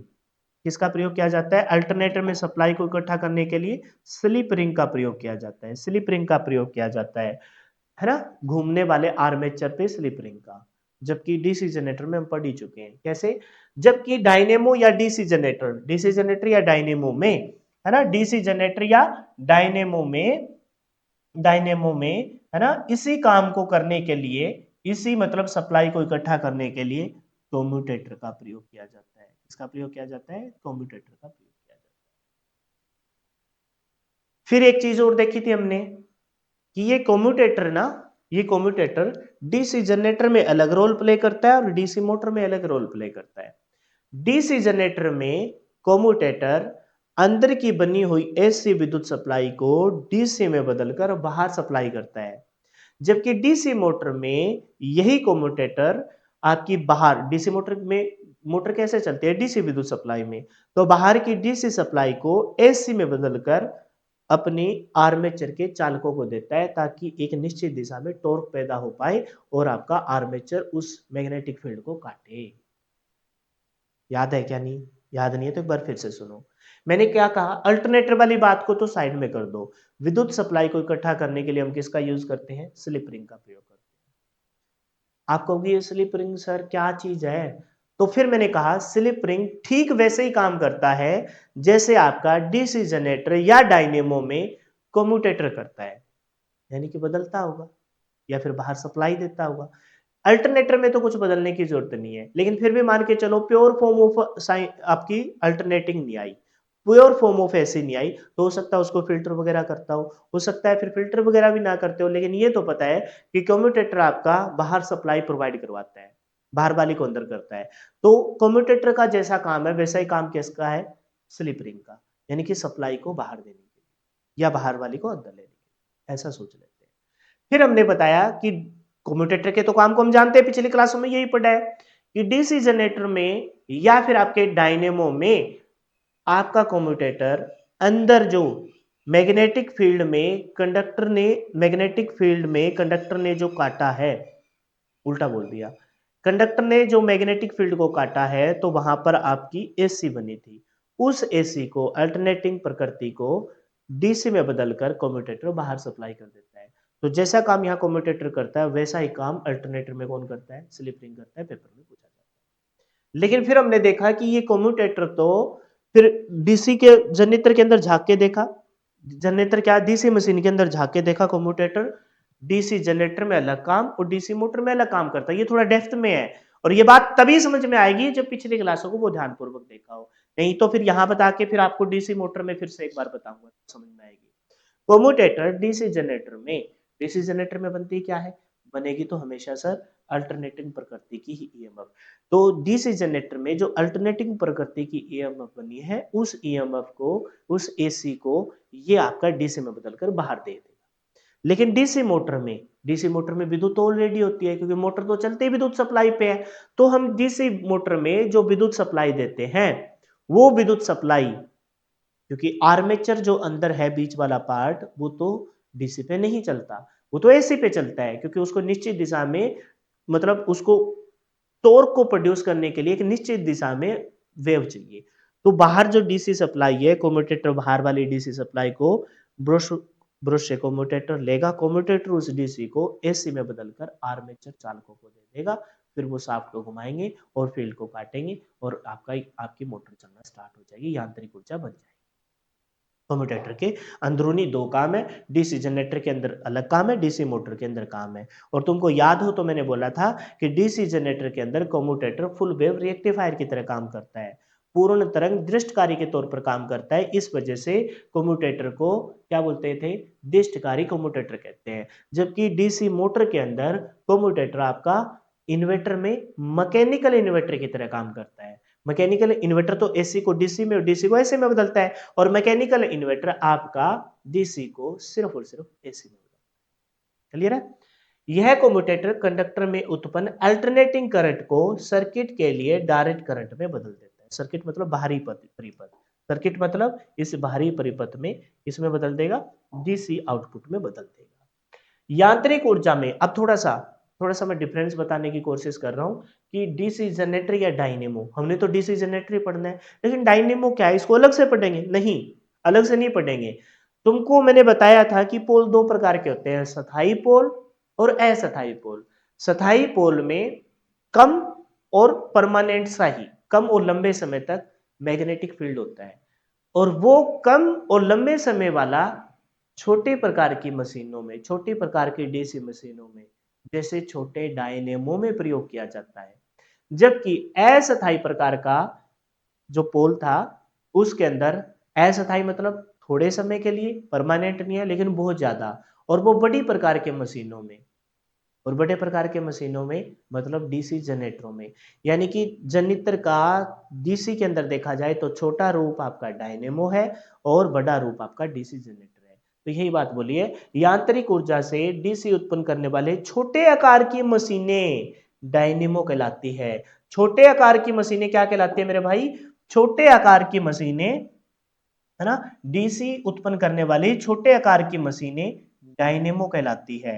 कोई अलग नहीं है ये, जिसका उपयोग, और बड़े आकार की मशीनें डीसी जनरेटर कहलाती है। डायनेमो का प्रयोग छोटे छोटे मतलब उपकरणों में, जैसे टॉयज में, खिलौनों में, वहां पर यूज करते हैं, वहां पर यूज करते हैं। चाबी भरते हैं, यांत्रिक ऊर्जा दे दी, उसी यांत्रिक ऊर्जा को फिर वो किस में बदल देगा? डीसी विद्युत में बदल देगा। तो वो छोटे आकार की मशीनों में, छोटे आकार के खिलौनों में, है ना, टॉयज वाली कारों में, रिमोट में, उनमें यूज किया जाता है। तो उसे हम डायनेमो कहते हैं, जिसका उपयोग सामान्यतः विभिन्न प्रकार के वाहनों की बैटरी चार्जिंग के लिए किया जाता है। बैटरी चार्जिंग में इसका प्रयोग। भाई बतौलिए, समझ में आ गया अच्छे से? इसी बात को थोड़ा सा डायग्राम के माध्यम से फिर से बता रखा है। जनरेटर जनरेटर यांत्रिक ऊर्जा को विद्युत ऊर्जा में रूपांतरण। Generator conversion of mechanical energy, यांत्रिक ऊर्जा टू इलेक्ट्रिकल एनर्जी। तो देखिए पहले ये है डीसी जनरेटर और ये आपका अल्टरनेटर। डीसी जनरेटर में कौन सी सप्लाई प्रोड्यूस होगी? डीसी। और अल्टरनेटर में कौन सी? एसी। प्राप्त विद्युत धारा, इलेक्ट्रिक करंट कौन सा प्रोड्यूस होगा? डीसी जनरेटर के अंदर डीसी डायरेक्ट करंट, दिष्ट धारा पैदा होगी, दिष्ट धारा पैदा होगी। जबकि आपके अल्टरनेटर के अंदर एसी, प्रत्यावर्ती धारा, अल्टरनेटिंग करंट प्रोड्यूस होगा। क्लियर है? अच्छा, मुख्य विशेषता खास क्या है? खास क्या है जो मैंने पीछे इतना जोर देके तुमको पढ़ाया? खास क्या है कि डीसी जनरेटर में इस काम को बखूबी, उस अंदर तो आपकी प्रत्यावर्ती करंट है, उस प्रत्यावर्ती को कन्वर्ट करके बाहर जो दी है वो डीसी सप्लाई है। इस काम को बखूबी कौन निभाता है? कम्यूटेटर निभाता है। कम्यूटेटर और ब्रश का उपयोग किया जाता है, कम्यूटेटर और ब्रश का उपयोग किया जाता है। कम्यूटेटर के, है ना, कठोर कसे तांबे की पत्तियों को परमानेंटली चालक तारों के साथ बेल्ड करके बनाया जाता है। और कम्यूटेटर का जब निर्माण करते हैं तो बेकेलाइट का बेस लेते हैं और उस पे कठोर कर्षित तांबे की तारों का, पतली पतली पत्तियों का प्रयोग किया जाता है, और बीच में 1 mm की माइका को भरा जाता है ताकि वो शॉर्ट सर्किट ना हो। याद है क्या? बहुत बढ़िया। अच्छा, इसी काम को अल्टरनेटर के अंदर बखूबी कौन करता है? Slip ring. स्लिप रिंग और स्प्लिट रिंग, ये 2 प्रकार की होगी जो थोड़ी देर में अगले क्लास में पढ़ाया जाएगा। और ब्रुश का उपयोग किया जाता है, स्लिप रिंग और ब्रुश का प्रयोग किया जाता है। तो जनित्र, अगर हम इस जनित्र को किसी टरबाइन के माध्यम से यांत्रिक ऊर्जा दे रहे हैं, इस यांत्रिक ऊर्जा को बनेगी अंदर आपकी हमेशा ही अल्टरनेटिंग ईएमएफ, अल्टरनेटिंग ईएमएफ। लेकिन आउटपुट के तौर पर अगर डीसी दे दे तो उस डीसी को कौन प्रोड्यूस की, अगर डीसी प्रोड्यूस की है तो उस जनरेटर का नाम क्या बन जाएगा? DC generator. और उसको हम बैटरी में स्टोर कर लेंगे। अगर आउटपुट के तौर पर एसी उत्पन्न की गई है तो वो आपकी सप्लाई कर दी जाएगी, वो आपके बाहर सप्लाई कर दी जाएगी। यानी कि जनरेटर के अंदर ये काम करने वाला आपका कौन सा है? डीसी जनरेटर है। ये काम बखूबी करने वाला कौन सा है? ये डीसी जनरेटर हो गया, है ना। और ये काम बखूबी करने वाला कौन हो गया? ये अल्टरनेटर हो गया। और तुमको याद होगा कि एसी को तो हम स्टोर नहीं कर सकते, डीसी को हम स्टोर कर रहे हैं तो उसको बैटरी में संचित कर लिया जाएगा, और एसी को हम पारेषण और वितरण के लिए भेज देंगे। बताइए समझ में आया क्या? कोई समस्या? काहे की समस्या सर? आगे देखिए, आप कहते हैं कि अब जो कॉन्सेप्ट हमने पढ़ा था, जिसको हम ये कह रहे थे कि भाई वर्निश करते हैं, लेमिनेटेड करते हैं, उस कॉन्सेप्ट को यहाँ बताया जाएगा। और मैंने क्या कहा है कि पूरे मॉड्यूल में कोई भी शब्द तुमको दिखाई दे तो सोच लेना पेपर का क्वेश्चन है, सोच लेना पेपर का क्वेश्चन है, वो आलतू फालतू की चीज कुछ भी नहीं है। तो एडी करंट, है ना, बनता कैसे है उस चीज को यहाँ बताया जाएगा, और उसको दूर करने का समाधान तुमको पता ही है, हमें लेमिनेटेड करना है। वो लेमिनेटेड क्यों करते हैं उस चीज को हम देख रहे हैं। अब पढ़िए ध्यान से, बहुत ध्यान से पढ़ना है, पढ़ने के साथ ही तुमको आ जाएगा समझ में, क्योंकि मैं पीछे इतना बेस बना चुका, इतना माहौल बना चुका, तुमको दिक्कत आएगी नहीं। यदि आर्मेचर ठोस लोहे का बनाए, ये थोड़ी पीडीएफ थोड़ी अजीब सी आ गई लेकिन दिख तो रहा है ना साफ साफ। यदि आर्मेचर ठोस लोहे का बनाए अर्थात जिसका रेजिस्टेंस कम हो। आर्मेचर हम किसका बनाते हैं? सिलिकॉन स्टील की पत्तियों को रिवेट करके, है ना, रिवेट करके सिलिकॉन स्टील के पत्तियों को रिवेट करके ठोस लोहे का बनाते हैं, ताकि उसमें सिलिकॉन की मात्रा क्यों मिलाते हैं? सिथलेसिस हानि को कम करते हैं। अभी पता लगेगा लेमिनेटेड क्यों करते हैं, भंवर धारा हानि को कम करने के लिए। तो वो कह रहा है कि यदि आर्मेचर ठोस लोहे का बनाए अर्थात जिसका रेजिस्टेंस कम हो, पहले से हमने ठोस लोहे का बनाया ताकि रेजिस्टेंस कम हो, धारा आएगी वहां प्रतिरोध का कॉन्सेप्ट है, और जहां पर फ्लक्स आएगी वहां पर आपके प्रतिष्ठम का कॉन्सेप्ट है, और इसे मैग्नेट के विपरीत पोलों के बीच घुमाया जाए। मैग्नेट के विपरीत पोल नॉर्थ और साउथ पोल, मैग्नेट के विपरीत पोलों का मतलब क्या है, नॉर्थ और साउथ पोल के बीच में घुमाया जाए, क्योंकि वहां पर मैग्नेटिक फील्ड प्रोड्यूस होगा। घुमाए तो जिस प्रकार आर्मेचर में पड़े कोइल में ईएमएफ, आर्मेचर के अंदर क्या है, आर्मेचर के अंदर आर्मेचर वाइंडिंग है, जिन वाइंडिंग को आप चालक बोलते हो, तो उनके अंदर क्या प्रोड्यूस होगा, उन वाइंडिंग के अंदर आपका क्या प्रोड्यूस हो जाएगा, आपका प्रोड्यूस हो जाएगा जी क्या, ईएमएफ।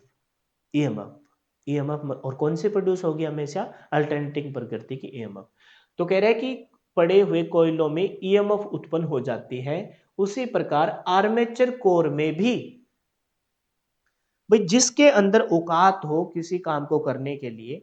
अब जैसे ऐसे समझो कि थोड़ा सा एग्जांपल सेट कर रहा हूं, बहुत अच्छे से तुमको समझ में आ जाएगा। जैसे मेरा शौक है क्रिकेट खेलने का, ठीक है, क्रिकेट खेलने का शौक है। अब जैसे मेरा बेटा है, ठीक है, छोटा ही है, और मैं चाहता हूं कि वो क्रिकेट में इस लाइन में अपना करियर बनाए, तो मैं उसको प्रैक्टिस के लिए ले गया ग्राउंड में, ठीक है। तो वो वहां प्रैक्टिस कर रहा है, प्रैक्टिस कर रहा है, तो भी मेरा भी शौक था क्रिकेट खेलने का, तो भाई वहां प्रैक्टिस कर रहा है, कोच उस दिन था नहीं, तो मैंने सोचा चलो बॉल मैं ही करा दूं, गुण तो है ही ना। अब मेरे को हाथ घुमा के बॉल फेंकनी ना आए, है ना, हाथ घुमा के बॉल फेंकनी ना आए, तो मैं कैसे उसे प्रैक्टिस करा पाऊंगा। अब मेरे को बैट ही ना पकड़ना आए, तो मैं कैसे उसको, है ना, स्ट्रेट ड्राइव सिखा पाऊंगा। समझ रहे हो इस बात को। तो जिसके अंदर कोई चीज का गुण है, तो वो कहीं ना कहीं अपनी प्रॉपर्टी को तो रिप्रेजेंट करेगा ही, नॉर्मल सी बात है।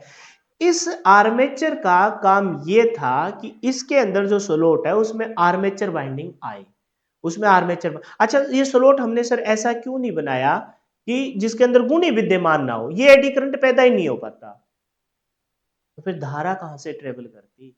धारा को गुजरने के लिए कोई चालक तार ही चाहिए, और धारा को गुजरने के लिए ऐसा चालक तार चाहिए जिसका प्रतिरोध कम हो। इसी वजह से आर्मेचर ठोस लोहे का बनाया जाता है, जिसमें धारा से भी गुजर जाएगी, धारा इतनी तो नहीं गुजरेगी, लेकिन पता है गुजर जाएगी, जिसका प्रतिरोध कम हो। समझ गया मेरी बात को। आप तो कह रहे थे कि सर यहाँ सिलिकॉन स्टील के पत्तियों को बनाते हैं, बिल्कुल बनाते हैं, लेकिन यहाँ नीलीकर का ठोस लोहे का है, तो भी कोई दिक्कत नहीं है। हमें समझ में आ रहा है ना, हमें समझ में आ रहा है, कोई टेंशन नहीं है। तो फिर कहता है कि इसमें, इसके अंदर जो आर्मेचर है उसमें आप चाहते थे ईएमएफ प्रोड्यूस हो, प्रेरित विद्युत वाहक बल पैदा हो, पैदा हो गया, लेकिन कहीं ना कहीं हम अगर कॉपर का होता तो बहुत ज्यादा प्रोड्यूस होता, लेकिन कॉपर का ना लेके ठोस लोहे का ले रखा है, यही कारण है और कुछ नहीं है। तो उसी प्रकार आर्मेचर में भी ईएमएफ उत्पन्न हो जाती है। गया था बेटे को प्रैक्टिस कराने के लिए, मेरा भी मन कर गया, अभी आज कोच नहीं है, चलो बॉलिंग करवा देते हैं, चलो थोड़ी प्रैक्टिस करा देते हैं, थोड़ा चलो कैची प्रैक्टिस करवा दे। अब मेरे को बॉल ही फेंकनी नहीं आ रही, ऊंचे ऊंचे कैची नहीं देने आ रहे, तो मैं क्या प्रैक्टिस करा पाऊंगा। तो जिसके अंदर गुण है कहीं ना कहीं वो शो हो जाते हैं। तो उसी प्रकार आर्मेचर कोर में भी ईएमएफ उत्पन्न हो जाती है। इस ईएमएफ के कारण कोर में पैदा तो होनी थी सिर्फ और सिर्फ आर्मेचर कंडक्टर के अंदर, पैदा हो गई साथ में आर्मेचर में। अब वहां जो पैदा हो रही है वो तो हमें बाहर सप्लाई देनी है, यहां जो पैदा हो रही है इसको कोई नहीं पूछ रहा, तो वो कहीं ना कहीं उसका क्या करेगी, विरोध करेगी, उसका विरोध करेगी। समझ गए मेरी बात को। प्रैक्टिस करानी थी बेटे को, क्रिकेटर बनाना था। अब कोच है नहीं, मैंने ही मनमानी की, पहले तो चलो ठीक है थोड़ी बहुत बॉल उसे डाली, प्रैक्टिस कर ली। अब कोच है नहीं तो सोचा आज हम भी थोड़ा हाथ आजमा ले, मैंने कहा छोड़ तू बैठ, तू बॉल करा, मैं थोड़ी प्रैक्टिस करता हूँ। समझ रहे हो मेरी बात को, जरूरत तो उसकी थी, मैं तो वैसे ही वहां पर खेलने लग गया। तो कह रहे हैं कि इस ईएमएफ के कारण कोर के कंडक्टर, है ना, कोर के कंडक्टर में, इस कारण कोर में कंडक्टर में बहती है, जिसे एडी करंट कहते हैं। वो कोर के कंडक्टर में बहती है, ना कि आर्मेचर के कंडक्टर में, कोर में बहेगी वो, और उसी को हम एडी करंट कहेंगे। क्योंकि आर्मेचर कोर का रेजिस्टेंस कम है, इसलिए अधिक करंट बहेगी, जिसके परिणाम स्वरूप अधिक पावर हानि होगी, जो हीट में परिवर्तित हो जाएगी। अच्छा, पावर लॉस को हमेशा ध्यान रखेंगे, पावर लॉस को, एक तो होती है पावर जो हम सिंपल देखते हैं, लेकिन पावर लॉस को हमेशा वो पावर लॉस जो आपकी धारा की वजह से आया है, उस पावर लॉस को हमेशा किससे रिप्रेजेंट करते हैं? आई स्क्वेयर आर टी से रिप्रेजेंट करते हैं। डीसी मशीन वाले चैप्टर में तुमको बताया था। तो पावर लॉस है वो किसके बराबर होगा? I square R T. यह जो आपकी एडी करंट बना है, उस एडी करंट की वजह से पावर लॉस होगा, क्योंकि वो मुख्य जो धारा थी, मुख्य जो ईएमएफ थी, जो आपके आर्मेचर के अंदर आर्मेचर कंडक्टर थे, है ना, उसके अंदर प्रोड्यूस हुई थी, उसका विरोध करने लग जाएगी। तो जो पावर लॉस है वो किन चीज पे डिपेंड करेगा? आई स्क्वेयर आर टी पे डिपेंड करेगा। यह हीट, ये पावर लॉस अब किस में बदली? हीट में। तो यह हीट एडी करंट के वर्ग, जो करंट है वही करंट अब यहां क्या कहला है? Eddy current. एडी करंट के वर्ग, कोर के रेजिस्टेंस, और भाई अगर करंट का मान ज्यादा तो उस एडी करंट का मान, करंट मतलब एडी करंट का मान ज्यादा, तो उसके स्क्वायर के बराबर पावर लॉस। जितना ज्यादा मान उतनी ही पावर का लॉस, उतनी ही हीट प्रोड्यूस। अच्छा, करंट के साथ प्रतिरोध, क्योंकि उस करंट को प्रतिरोध उष्मा के तौर पर नष्ट भी करेगा। हालांकि प्रतिरोध कम है, प्रतिरोध ज्यादा होता तो यहां पर एडी करंट बनता ही नहीं, लेकिन प्रतिरोध कम है। कम है तो नॉर्मल सी बात है, कुछ ना है तो सही ना, तो उस करंट को विद्युत के तौर पर, विद्युत को उस करंट वो प्रतिरोध उस करंट को विद्युत उष्मा के तौर पर नष्ट करेगा। उष्मा के तौर पर नष्ट करेगा तो हीट प्रोड्यूस होगी, पावर लॉस होगा। और कितने समय तक ये हो रहा है? तो आई स्क्वायर आर टी पे डिपेंड करेगा। कोर के रेजिस्टेंस, वो जो हीट है वो एडी करंट के वर्ग, कोर के रेजिस्टेंस और जितने समय के लिए करंट बहता है उसके समानुपाती होता है। इस हीट के कारण आर्मेचर कोर पर लगी वाइंडिंग भी गर्म हो जाती है। अब नुकसान आने लग गया आर्मेचर के अंदर की वाइंडिंग के। आर्मेचर कोर के अंदर जो कंडक्टर है उसमें भी हीट प्रोड्यूस होने लग जाती है। इसके फलस्वरूप कोर का तापमान बढ़ता है तथा वाइंडिंग का इंसुलेशन कमजोर हो जाता है। वाइंडिंग के सुपर इनेमल्ड कॉपर के तारों को हम उसके ऊपर बाद में हमने क्या किया था? उसके ऊपर वाइंडिंग की थी। या तो हम जैसे कह रहे थे कि भाई हम इसके ऊपर टेप लगा देते हैं, बताया था कॉटन की टेप, ऐसे को टेप लगाते हैं। या फिर उसको हम क्या कर लेते हैं? वाइंडिंग कर लेते हैं। वाइंडिंग क्यों करते हैं? ताकि शॉर्ट सर्किट हो। अब वो भी गर्म होके पिघलना स्टार्ट कर देगी, इंसुलेशन कमजोर हो जाता है और इस प्रकार मशीन की एफिशिएंसी डाउन हो जाती है। आर्मेचर कोर के रेजिस्टेंस को बढ़ाकर एडी करंट को बढ़ाया जा सकता है। हम क्या करेंगे? इस आर्मेचर कोर के रेजिस्टेंस को बढ़ा देंगे। अच्छा, लोहे का आर्मेचर क्यों प्रयोग किया? कॉपर का लेते तो रेजिस्टेंस बहुत ही कम होता, लोहे का लिया है तो थोड़ा बहुत रेजिस्टेंस है, लेकिन उतना नहीं है कि एडी करंट को पैदा ही ना होने दे। तो अब हम क्या कर देंगे? अब हम इसी आर्मेचर कोर के रेजिस्टेंस को बढ़ाएंगे, और बढ़ाने के लिए हम क्या कर देंगे? लेमिनेटेड कर देंगे, वर्निश कर देंगे। आइए इस डायग्राम को देख लेते हैं। कब पैदा होते हैं? दो अपोजिट पोलों के बीच में इस चालक कंडक्टर को घुमाया जाएगा। जितना स्ट्रोंग आपका, है ना, चालक के अंदर प्रतिरोध कम है, और जितनी स्ट्रोंग आपकी विद्युत धारा, जितना स्ट्रोंग मैग्नेटिक फील्ड बनेगा उतनी ईएमएफ प्रोड्यूस होगी। लेकिन यहाँ क्या बोला है? ठोस लोहे की कोर में eddy current, eddy current in solid iron core, high eddy current. सिर्फ सॉलिड आयरन कोर है, अभी हमने लेमिनेटेड नहीं कर रखा, तो आपका हाई एडी करंट है। Solid iron core high eddy current को शो कर रहा है। तो ये मैग्नेटिक फील्ड लाइंस है, मैग्नेटिक फील्ड लाइंस है। ठोस लोहे की कोर में आपकी क्या प्रोड्यूस होता हुआ दिखाई दे रहा है? Eddy current. ये आपका एडी करंट को इंडिकेट कर रहा है। हालांकि जो सप्लाई लेनी है हमें बाहर लेनी है, ये कोर के अंदर दिखाया जा रहा है। तो उच्च eddy current, high eddy current losses इस वजह से हो रहा है। और फिर यही एडी करंट तुम के जो अंदर, इस कोर के अंदर मैग्नेटिक, जो आपकी कोर के अंदर चालक तार है, उस चालक तार में भी कहीं ना कहीं उसका अपोजिट करके उसमें भी हीट प्रोड्यूस करेंगे। तो हीट लॉसेज उष्मा के तौर पर नष्ट करेगा, और ये हीट लॉसेज है वो आई स्क्वायर आर टी के ऊपर डिपेंड करते हैं। अब कहते हैं कोर को पतली सीटों लेमिनेशन बनाकर, कितने कितनी लेमिनेशन करनी है? 0.35 से 0.5 मिलीमीटर mm। अब आप कहोगे कि सर ये तो हमने सिलिकॉन लेमिनेटेड तो किया था, लेकिन ये तो कहीं ना कहीं एक पॉइंट डाटा और भी आया था, सिलिकॉन की मात्रा मिलानी थी 3.8 से 4.6%। तो वो तो तब मिलानी है ना जब हमें कौन सा लॉसेस कम करना हो? सेथलेसिस लॉसेस। यहाँ उसको डाटा को मिक्स मत करना। ये तो भंवर धारा हानि, एडी करंट लॉसेस को कम कर रहे हैं। एडी करंट लॉसेस को कम कर रहे हैं तो फिर उसको लेमिनेटेड किया जाता है, वर्निश किया जाता है। कितनी मोटाई? 0.35 से लेकर 0.5 mm उसकी मोटाई रखी जाती है, और हल्का सा एक दूसरे से इंसुलेटेड करके कोर के रेजिस्टेंस को बढ़ाया जाता है, अलग कर देते हैं। अब अलग कैसे होता है सर? वो तो ठोस होता है, ठोस नहीं होता, वो पतली-पतली पत्तियों से बनाते हैं, सिलिकॉन स्टील की या फिर जैसे यहाँ बोला है लोहे की, है ना, पत्तियों से मिलके बनाया जाता है। ऐसा करने से कोर का क्रॉस सेक्शन एरिया कम हो जाता है, कोर का क्रॉस सेक्शन एरिया कम हो जाएगा। सर क्रॉस सेक्शन एरिया कैसे कम हुआ? क्रॉस सेक्शन एरिया तो किसी के ऊपर कागज चढ़ा रहे हैं तो बढ़ जाना चाहिए था। क्रॉस सेक्शन एरिया का मतलब वो है जितना प्रयोग में लिया जाएगा। प्रयोग में अब कम कर दिया क्योंकि हमने उसको वर्निश कर दिया, उसके ऊपर लेमिनेटेड कर दी 0.35 से लेकर 0.5 तक। और लंबाई पहले जितनी रहती है, उसके क्रॉस सेक्शन एरिया को लेमिनेटेड कर दिया, लंबाई पहले जितनी है। इसके परिणाम स्वरूप प्रत्येक कोर का रेजिस्टेंस बढ़ जाता है, जिसके कोर में बहने वाली एडी करंट का मान डाउन आ जाता है। इस प्रकार से कोर को लेमिनेटेड कोर कहते हैं। कोर को क्या कहते हैं? लेमिनेटेड कोर कहा जाता है। जिस शीट से यह कोर बनाई जाती है उसे लेमिनेशन कहा जाता है, वर्निश कहा जाता है। अब कर दी लेमिनेटेड। पहले क्या था? सिंपल आपका ये कोर दिखाई दे रही थी। अब उसे क्या कर दिया? उसे लेमिनेटेड कर दिया। लेमिनेटेड करके और उनके बीच में क्या बना दिया? इंसुलेशन को बढ़ा दिया।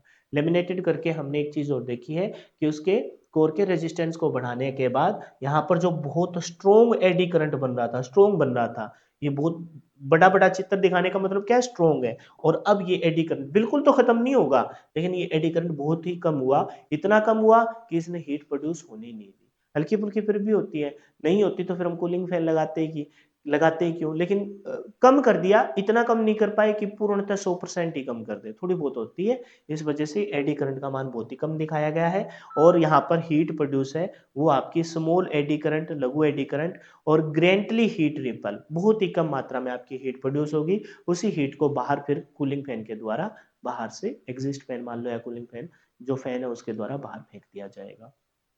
तो वही अपोजिट पोलों के बीच में हम रख के घुमा लेंगे और आपका मैग्नेटिक फील्ड आपका फिर प्रोड्यूस हो जाएगा। तो लेमिनेटेड आयरन को reduce eddy current, eddy current का कॉन्सेप्ट समझ में आया? किस वजह से होता है? क्योंकि हम जो कोर ले रहे हैं, कौन सी? आर्मेचर कोर ले रहे हैं, उसके अंदर भी एक फीचर है कि उसके अंदर भी मैग्नेटिक फील्ड प्रोड्यूस किया जा सकता है। तो करना किसके अंदर था? उस आर्मेचर कोर के अंदर, आर्मेचर वाइंडिंग के अंदर। जैसे ही उस कंडक्टर ने घूमना स्टार्ट किया, कंडक्टर के साथ आपके आर्मेचर भी सॉरी, पहले जैसे ही वो शाफ्ट ने घूमना स्टार्ट किया, शाफ्ट के ऊपर कौन है? आर्मेचर। आर्मेचर के अंदर, कोर के अंदर कौन है? Armature winding. सभी घूम रहे हैं और घूम किस में रहे हैं? अपोजिट पोलों के बीच में बने मैग्नेटिक फील्ड के अंदर। जैसे ही घूमना स्टार्ट किया तो बना प्रॉपर तरीके से, ये सोच लो 99% बना किसके अंदर? मैग्नेट बना तो 100, उसका तो अपना ही आप में 100% था, लेकिन ओवरऑल देखा जाए 99% तो बन गया उस कंडक्टर के अंदर। मैग्नेटिक फील्ड में जैसे ही घूमा तो आपकी कोर वाइंडिंग के अंदर बन गया। 1% कहीं ना कहीं उस कोर के अंदर भी बन गया, क्योंकि उसका प्रतिरोध हमने कम रखा है। अब प्रतिरोध को बढ़ाएंगे, वर्निश करेंगे और आपका एडी करंट है ना वो डाउन आ जाएगा। बोलो ये कॉन्सेप्ट समझ में आया अच्छे से? कोई समस्या इसमें? कैसे कोई समस्या आएगी? अब देखते हैं जी फ्लेमिंग के दाएं हाथ का नियम। अब ध्यान रखेंगे, ये डायग्राम थोड़ा सा उल्टा है लेकिन मैं तुमको समझा दूंगा। बस ये फ्लेमिंग के दाएं हाथ के नियम को देख लेते हैं, इसके समीकरण को हम बाद में देखेंगे, है ना। इस समीकरण को हम अगली क्लास में देखेंगे। बस फ्लेमिंग के दाएं हाथ के नियम को देख लेते हैं, समीकरण को अगली क्लास में देखेंगे, क्योंकि मैं चाहता हूं कि क्लास अपनी घंटे सुबह घंटे से ज्यादा ना हो। तो पढ़िए, विद्युत चुंबकीय प्रेरण का सिद्धांत पर किसी चुंबकीय क्षेत्र में गतिमान चालक में उत्पन्न होने वाले विद्युत वाहक बल की दिशा ज्ञात करने के लिए फ्लेमिंग नामक वैज्ञानिक ने एक नियम बनाया था, जिसे फ्लेमिंग के दाएं हाथ का नियम कहते हैं। सर ये तो कुछ ज्यादा ही हैवी नहीं हो गया क्या? ये इतना बड़ा याद करके जाना है? कुछ नहीं, याद नहीं करना। ये क्या बता रहा है? ये बता रहा है कि भाई जो तुम सारा टास्क करते पीछे समझते आ रहे हो और करते आ रहे हो, कोई दो पोल लेंगे, पोल के अंदर हम किसी चालक तार को रखेंगे, पोलों के अंदर जो मैग्नेटिक फील्ड्स लाइन है उसमें चालक तार को घुमाया जाएगा तो आपकी ईएमएफ प्रोड्यूस हो जाएगी। उन्हीं सारी चीजों में अब तुमको ये ज्ञात करना हो कि उस ईएमएफ की दिशा क्या है। उस दिशा को ज्ञात करने के लिए फ्लेमिंग साहब ने कुछ रूल दिए। मोटर के अंदर, डीसी मोटर के अंदर फ्लेमिंग का बाएं हाथ का नियम है और डीसी जनरेटर के अंदर फ्लेमिंग का दाएं हाथ का नियम है। उस दाएं हाथ के नियम के तहत ही तीन चीजें यूज की जाएगी। ये है दाएं हाथ का नियम, है ना, ये है दाएं हाथ का, ये मेरा बाएं हाथ है, ये दाएं दाएं हाथ। तीन चीजें यूज की जाएगी। कौन सी तीन चीजें यूज की जाएगी? थंब, इंडेक्स फिंगर और ये आपकी मिडल फिंगर, यानी कि अंगूठा, ये आपकी क्या बोलते हैं? तर्जनी उंगली, क्या बोलते हैं इसे? तर्ज नहीं, तर्जनी, तर्जनी उंगली, और ये आपकी मध्य में उंगली। थंब इंग्लिश पहले भी, थंब, इंडेक्स और मिडल फिंगर। है ना, तर्जनी उंगली। तो थंब क्या बताएगा, देख लेते हैं, फिर पढ़ लेंगे और डायग्राम को देख लेंगे। थंब बताएगा चालक की गति की दिशा। अब देखो तुम इस डायग्राम को अगर मैं ऐसे कर दूं, उल्टा लग गया है कि निशान, लेकिन कोई बात नहीं, समझ में आ जाएगा। ऐसे कर दूं तो पहले ये बताओ कि ये देखो, पहले ये लाइन क्या है, ये पोल दिखाई दे रहे तुमको। अगर इस डायग्राम में भी देखिए, ये उंगली बता तो पोल को ही रही है, बस ये हाथ उल्टा लगा है, और बाकी डायग्राम में कुछ गलत नहीं है, ये सारा कुछ सेम ही है, बस ये हाथ उल्टा लगा है। हाथ को भी कुछ ऐसे कैसे करूं मैं, ये हाथ ऐसे बन नहीं पाएगा मेरा। तो ये हाथ था, दाएं हाथ का नियम। तो ये देखो, ये पहले ये उंगली बताओ क्या शो कर रही है, ये उंगली पोलों को दिखा रही है, नॉर्थ पोल और साउथ पोल। तो ये कौन सी उंगली है, पहली उंगली बोल दो, या इसे फोर फिंगर बोल दो, या इसे इंडेक्स फिंगर बोल दो। पहली उंगली चुंबकीय क्षेत्र की दिशा बताती है, तो बताओ चुंबकीय क्षेत्र नहीं बन रही। अच्छा, इस हाथ को लगाए जाने का कारण पता है क्या है, क्यों ये यहाँ शो कर रखा है, क्योंकि चुंबकीय क्षेत्र की दिशा नॉर्थ पोल से साउथ पोल होती है, इस वजह से ये लगा रखा है। मैं गलत यहां इस वजह से बोल रहा हूं क्योंकि हाथ ये लगना था, तो नॉर्थ और साउथ ऐसे शो करते थे, यहां नॉर्थ ले लेना था, यहां साउथ, लेकिन इसने नॉर्थ ये ले लिया, साउथ ये लिया, तो इसकी मजबूरी हो गई कि ये जो फिंगर है वो बताए मैग्नेटिक फील्ड लाइन नॉर्थ से साउथ की तरफ गई है, ये देखो तीर के निशान नॉर्थ से साउथ की तरफ गई है। तो ये फिंगर जिसे आप पहली उंगली इंडेक्स फिंगर, या जिसे आप फोर फिंगर बोलते हो, ये क्या बताती है, चुंबकीय क्षेत्र की दिशा बताती है। एक चीज क्लियर हो गई।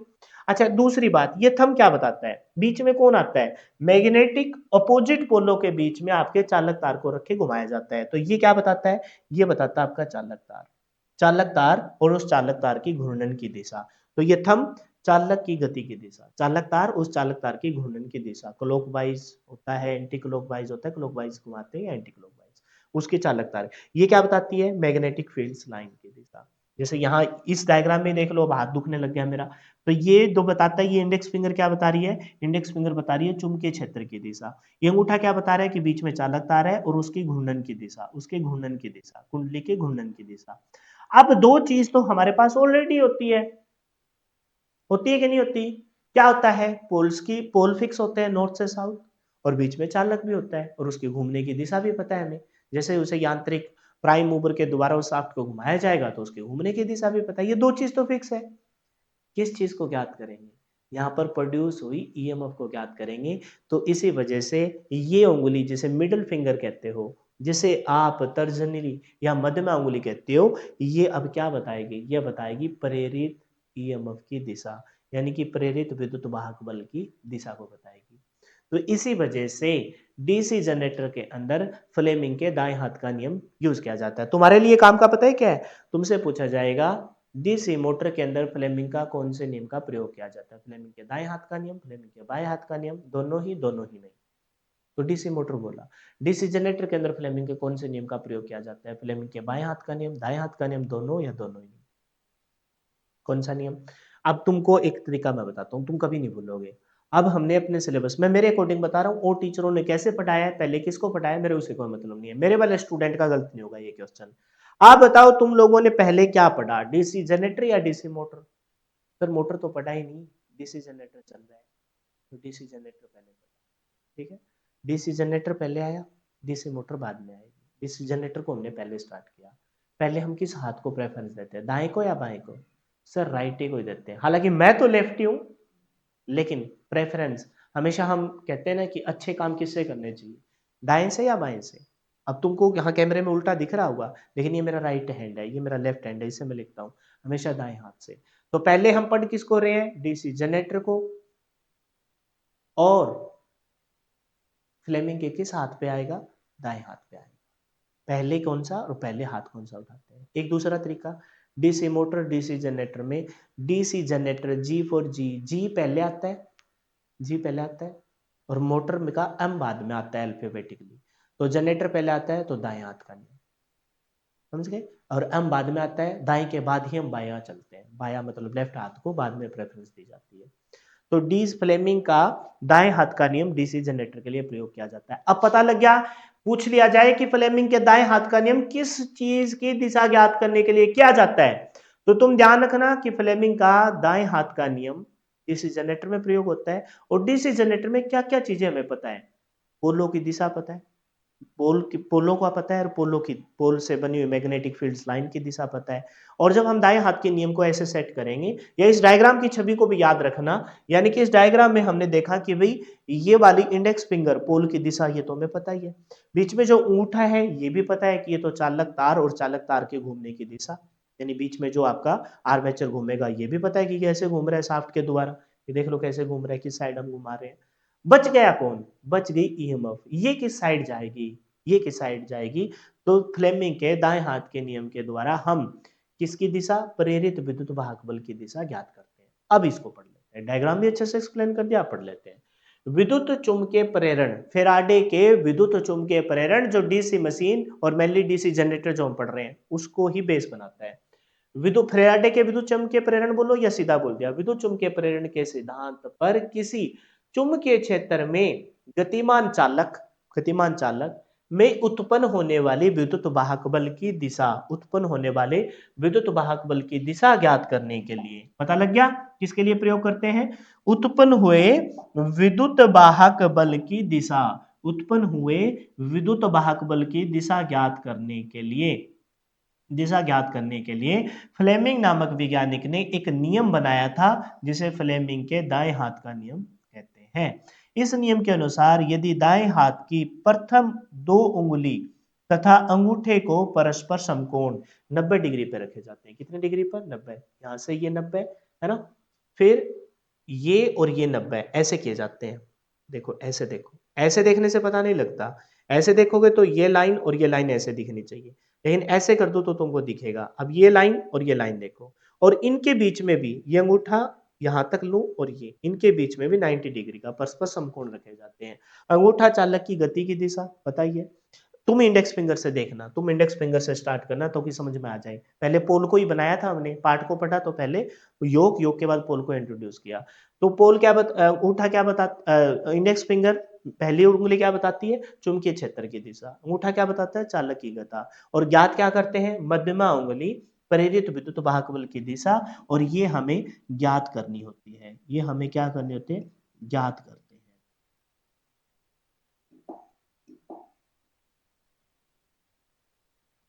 किस नियम के द्वारा? फ्लेमिंग के दाएं हाथ के नियम के द्वारा, बाएं नहीं दाएं, ज्ञात करते हैं। और जब डीसी मोटर बताऊंगा तो दोनों डायग्राम साथ लगा के इसका रिवाइज भी करा दूंगा, ठीक है। अब आगे पढ़िए। फ्लेमिंग के दाएं हाथ का नियम मुख्य रूप से विद्युत चुम्बकीय प्रेरण के सिद्धांत पर आधारित है। विद्युत चुम्बकीय प्रेरण क्या है? वही जो हमने पढ़ा था, फेराडे के विद्युत चुम्बकीय प्रेरण का सिद्धांत।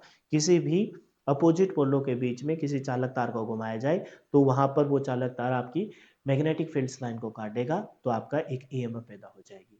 इसके पीछे की गणितीय व्याख्या जो हम अगली क्लास में पढ़ेंगे, जो इक्वेशन है E is equal to V L V sine theta, इसकी गणितीय व्याख्या किसने की थी? ये कोई पेपर में नहीं पूछा जाएगा, लेकिन मैंने बता दिया जस्ट नॉलेज के लिए। लोड्स फोर्स, ये थोड़ा सा अटपटा सा है, मैं कुछ और बोल दूं इस वजह से तुम भी पढ़ लेना। ये समीकरण से आती है। इसके अनुसार किसी स्थिर चुंबकीय क्षेत्र में यदि चालक को घुमाया जाए तो चालक में विद्युत वाहक बल उत्पन्न हो जाता है, ये पता है हमें। यदि, अब थोड़ा सा पॉइंट पढ़िए, चुंबक स्थिर व चालक को ऊपर नीचे गति कराया जाए, दो चीजें हैं। चुंबक को स्थिर रख लो, नॉर्थ पोल को और साउथ पोल को स्थिर रख लो, और चालक को गति करा दो शाफ्ट के द्वारा, है ना। एक तो ये। दूसरा, चालक को स्थिर कर लो और मैग्नेटिक फोल्ड को घुमा दो, ये भी आएगा। आर्मेचर को रोक लिया जाता है और बाहर वाले पोलों को घुमाया जाता है, तो भी कहीं ना कहीं मैग्नेटिक फील्ड्स लाइनों ने, वो पोल घूमे तो मैग्नेटिक फील्ड्स लाइनें भी घूमेगी, काटेगी फिर से चालक को, फिर भी आपकी ईएमएफ प्रोड्यूस होगी। समझ गए? और दूसरा जो हम पढ़ते आ रहे हैं अभी तक, जो पीछे से पढ़ते आ रहे हैं, कि पोल तो हमने रखे नॉर्थ पोल और साउथ पोल, बीच में चालक को घुमा दिया। उल्टा भी तो हो सकता था ना, हम बीच वाले आर्मेचर को फिक्स कर ले और पोलों को घुमा दे। कहीं ना कहीं मैग्नेटिक फील्ड लाइनों को काटना तो उस चालक नहीं है। कभी कभार चालक खुद घूम के काटेगा और कभी कभार वो रेखाएं एक घूमती रहेगी, बीच में चालक आता रहेगा और कटती रहेगी। तो कह रहे हैं कि चुंबक स्थिर वह चालक को ऊपर नीचे गति कराता है, कराया जाए जिससे ग्लेनोमीटर ये मापता है, ये धारामापी है, धारामापी से विक्षेप मतलब उसकी फ्लक्चुएशन, उसके मतलब जो इंडिकेशन जो है उसमें विक्षेप आए, मतलब भी पैदा हो गई कुछ ना कुछ। जैसे मान के चलो गर्मियां हो, आप बैठे हो पसीने में पसीने तर और एक हवा का झोंका है और आपको ठंडक महसूस हो, आपको वाह मजा आ गया। तो वही है कि जब चालक चुंबक स्थिर रखा जाए, चालक को मतलब घुमाए, ऊपर नीचे किया जाए, घुमा जाए, तो ग्लेनोमीटर धारामापी के में विक्षेप फ्लक्चुएशन आए, इंडिकेशन दे कि भी पैदा हुई, इसका अर्थ है चालक में विद्युत वाहक बल उत्पन्न हो जाता है, उत्पन्न हो रहा है। इसी प्रकार चालक को शिथिल कर दे, वह चुंबकीय क्षेत्र को लगातार बदला जाए, नॉर्थ साउथ इनको बदला जाए, साउथ नॉर्थ हो जाए, नॉर्थ साउथ हो जाए, तब भी चालक में विद्युत वाहक बल उत्पन्न हो जाता है, फ्लक्चुएशन तब भी आएगी। डीसी जनरेटर में प्रेरित विद्युत वाहक बल विद्यमान प्रकार का होता है, गतिमान प्रकार का होता है, क्योंकि डीसी जनरेटर में गतिमान प्रकार का कैसा, गतिमान गतिमान प्रकार का मतलब यहां हम चालक को घुमाते हैं, इसी वजह से बोला कि डीसी जनरेटर में प्रेरित विद्युत वाहक बल गतिमान प्रकार का, डीसी जनरेटर के अंदर प्रेरित विद्युत वाहक बल है ना, प्रेरित विद्युत वाहक बल किस प्रकार का होता है, गतिमान प्रकार का होता है। गतिमान प्रकार का होने का मतलब क्या है कि यहां पर चालक को ही घुमाया जाता है, डीसी जनरेटर के अंदर हमें पोल नहीं घुमाने, हम पोल को फिक्स करते हैं और आपके बीच के चालक को घुमाते हैं। इस वजह से डीसी जनरेटर के अंदर प्रेरित विद्युत वाहक बल जो पैदा होता है वो गतिमान प्रकार का होता है। यदि चालक फील्ड के साथ अपेक्षित वेग v गति से करता हो तो प्रेरित विद्युत वाहक बल का मान बल E होगा, जिसको हम अगली क्लास में है ना, अगली क्लास में बड़े डिटेल से समझेंगे। अब जो बात मैंने बताई थी क्या कि आपके चुंबकीय पोल को फिक्स कर दो, मैग्नेटिक फील्ड को फिक्स कर दो और चालक को घुमाओ, उसी को यहाँ डायग्राम से बता रखा है। स्थिर चुंबक, चुंबक स्थिर है और चालक को गति करा रहे हैं, चालक की नीचे की ओर गति, चालक की नीचे की ओर गति, चालक की नीचे की ओर गति, पोल स्थिर चुंबक, यहां भी चुंबक स्थिर है तो चालक की गति नीचे की तरफ, यहां चालक की गति ऊपर की तरफ। जब नीचे ऊपर करवाया तो ये आपकी ग्लेनोमीटर ने शो कर दिया भाई करंट पैदा हो रहा है। दूसरी बात, हम इस चालक को शिथिल कर दें, चालक को क्या कर दें, शिथिल कर दें, मात्रा यहां गलत है, इसको ठीक कर दूंगा पीडीएफ में। चालक को शिथिल कर दें और आप चालक को हमने शिथिल कर दिया, मैग्नेटिक फील्ड को ऊपर नीचे करें, इसमें चुंबकीय फील्ड को ऊपर, नॉर्थ पोल साउथ पोल ऊपर की तरफ, चुंबक को ऊपर की दिशा में गति, चुंबक को नीचे की तरफ की दिशा में, तो भी इसके अंदर फ्लक्चुएशन आएगा। ये डायग्राम बेफालतू का है, यहाँ पर ऐसे कोई चीज समझने वाले लायक नहीं है, लेकिन अब फिर भी तुमको पता होना चाहिए कि इसका मतलब क्या है। इसका मतलब यह है कि भी एक तो हमने किसको फिक्स कर दिया, एक तो हमने पोल को फिक्स कर दिया, पोल को फिक्स कर दिया स्थिर चुंबक, और चालक को ऊपर नीचे कर रहे हैं, तो भी आपके ग्लेनोमीटर ने धारामापी ने इंडिकेशन शो किया। दूसरी बात, हमने चालक को फिक्स कर दिया, चालक को गति नहीं, चालक के अंदर कोई भी ऊपर नीचे नहीं कर रहे हम, वहां चालक के अंदर गति दिखा रहे थे, चालक को फिक्स कर दिया और मूव कर रहे हैं पोल को, नॉर्थ साउथ इनको बदल रहे हैं, तो भी आपके है ना ग्लेनोमीटर ने इंडिकेशन देना है कि भाई आपका ईएमएफ प्रोड्यूस हो रहा है। क्लियर है? तो ये थी आज आपकी बेसिक और सबसे इंपॉर्टेंट क्लास। होप सो यहां तक हम समझने में कामयाब रहे होंगे। जो बच्चे यूट्यूब पे देख रहे हैं, अगर तुम लोगों को अच्छे से समझ में आ रहा है तो इस चैनल को अपने उन दोस्तों के साथ, उन भाई बंधुओं के साथ जरूर शेयर करें जो टेक्निकल एग्जाम की प्रिपरेशन कर रहे हैं। और अगर आपको हम पे ऐसा ट्रस्ट हो रहा है कि भाई हाँ हमें याद भी हो रहा है क्लास के अंदर और हमें एक एक चीज बखूबी समझ में भी आ रही है और हमारा बेड़ा पार हो सकता है, चाहे आपने किसी का कोर्स ले भी रखा हो, इससे कोई फर्क नहीं पड़ता, क्योंकि चार्ज ही इतना सा है और उस सिलेक्शन के आगे तो नाम मात्र है। तो आप हमारी ऐप पे जाइए, मात्र 499 रुपए में इलेक्ट्रिशियन थ्योरी का foundation batch, chapter wise MCQ, mock test और कंप्यूटर के सिलेबस के लिए आप हमें संपर्क कर सकते हो। और बैच से संबंधित कोई भी इंक्वायरी हो तो आप हमें संपर्क कीजिए। मैं मेरा कॉन्टैक्ट नंबर दे देता हूँ, 82 954, है ना, व्हाइट से लिख देते हैं इधर, तो व्हाइट का यूज ही नहीं होता आजकल, अब करते हैं 82 954, ठीक है, 38 575, कॉल भी आ गई, इस पे आप हमें संपर्क कीजिए कोई भी आपका डाउट। फिलहाल के लिए इतना ही। जय हिंद, जय भारत, मिलते हैं नेक्स्ट वीडियो में। Bye bye, take care and wish you all the best for your upcoming exam.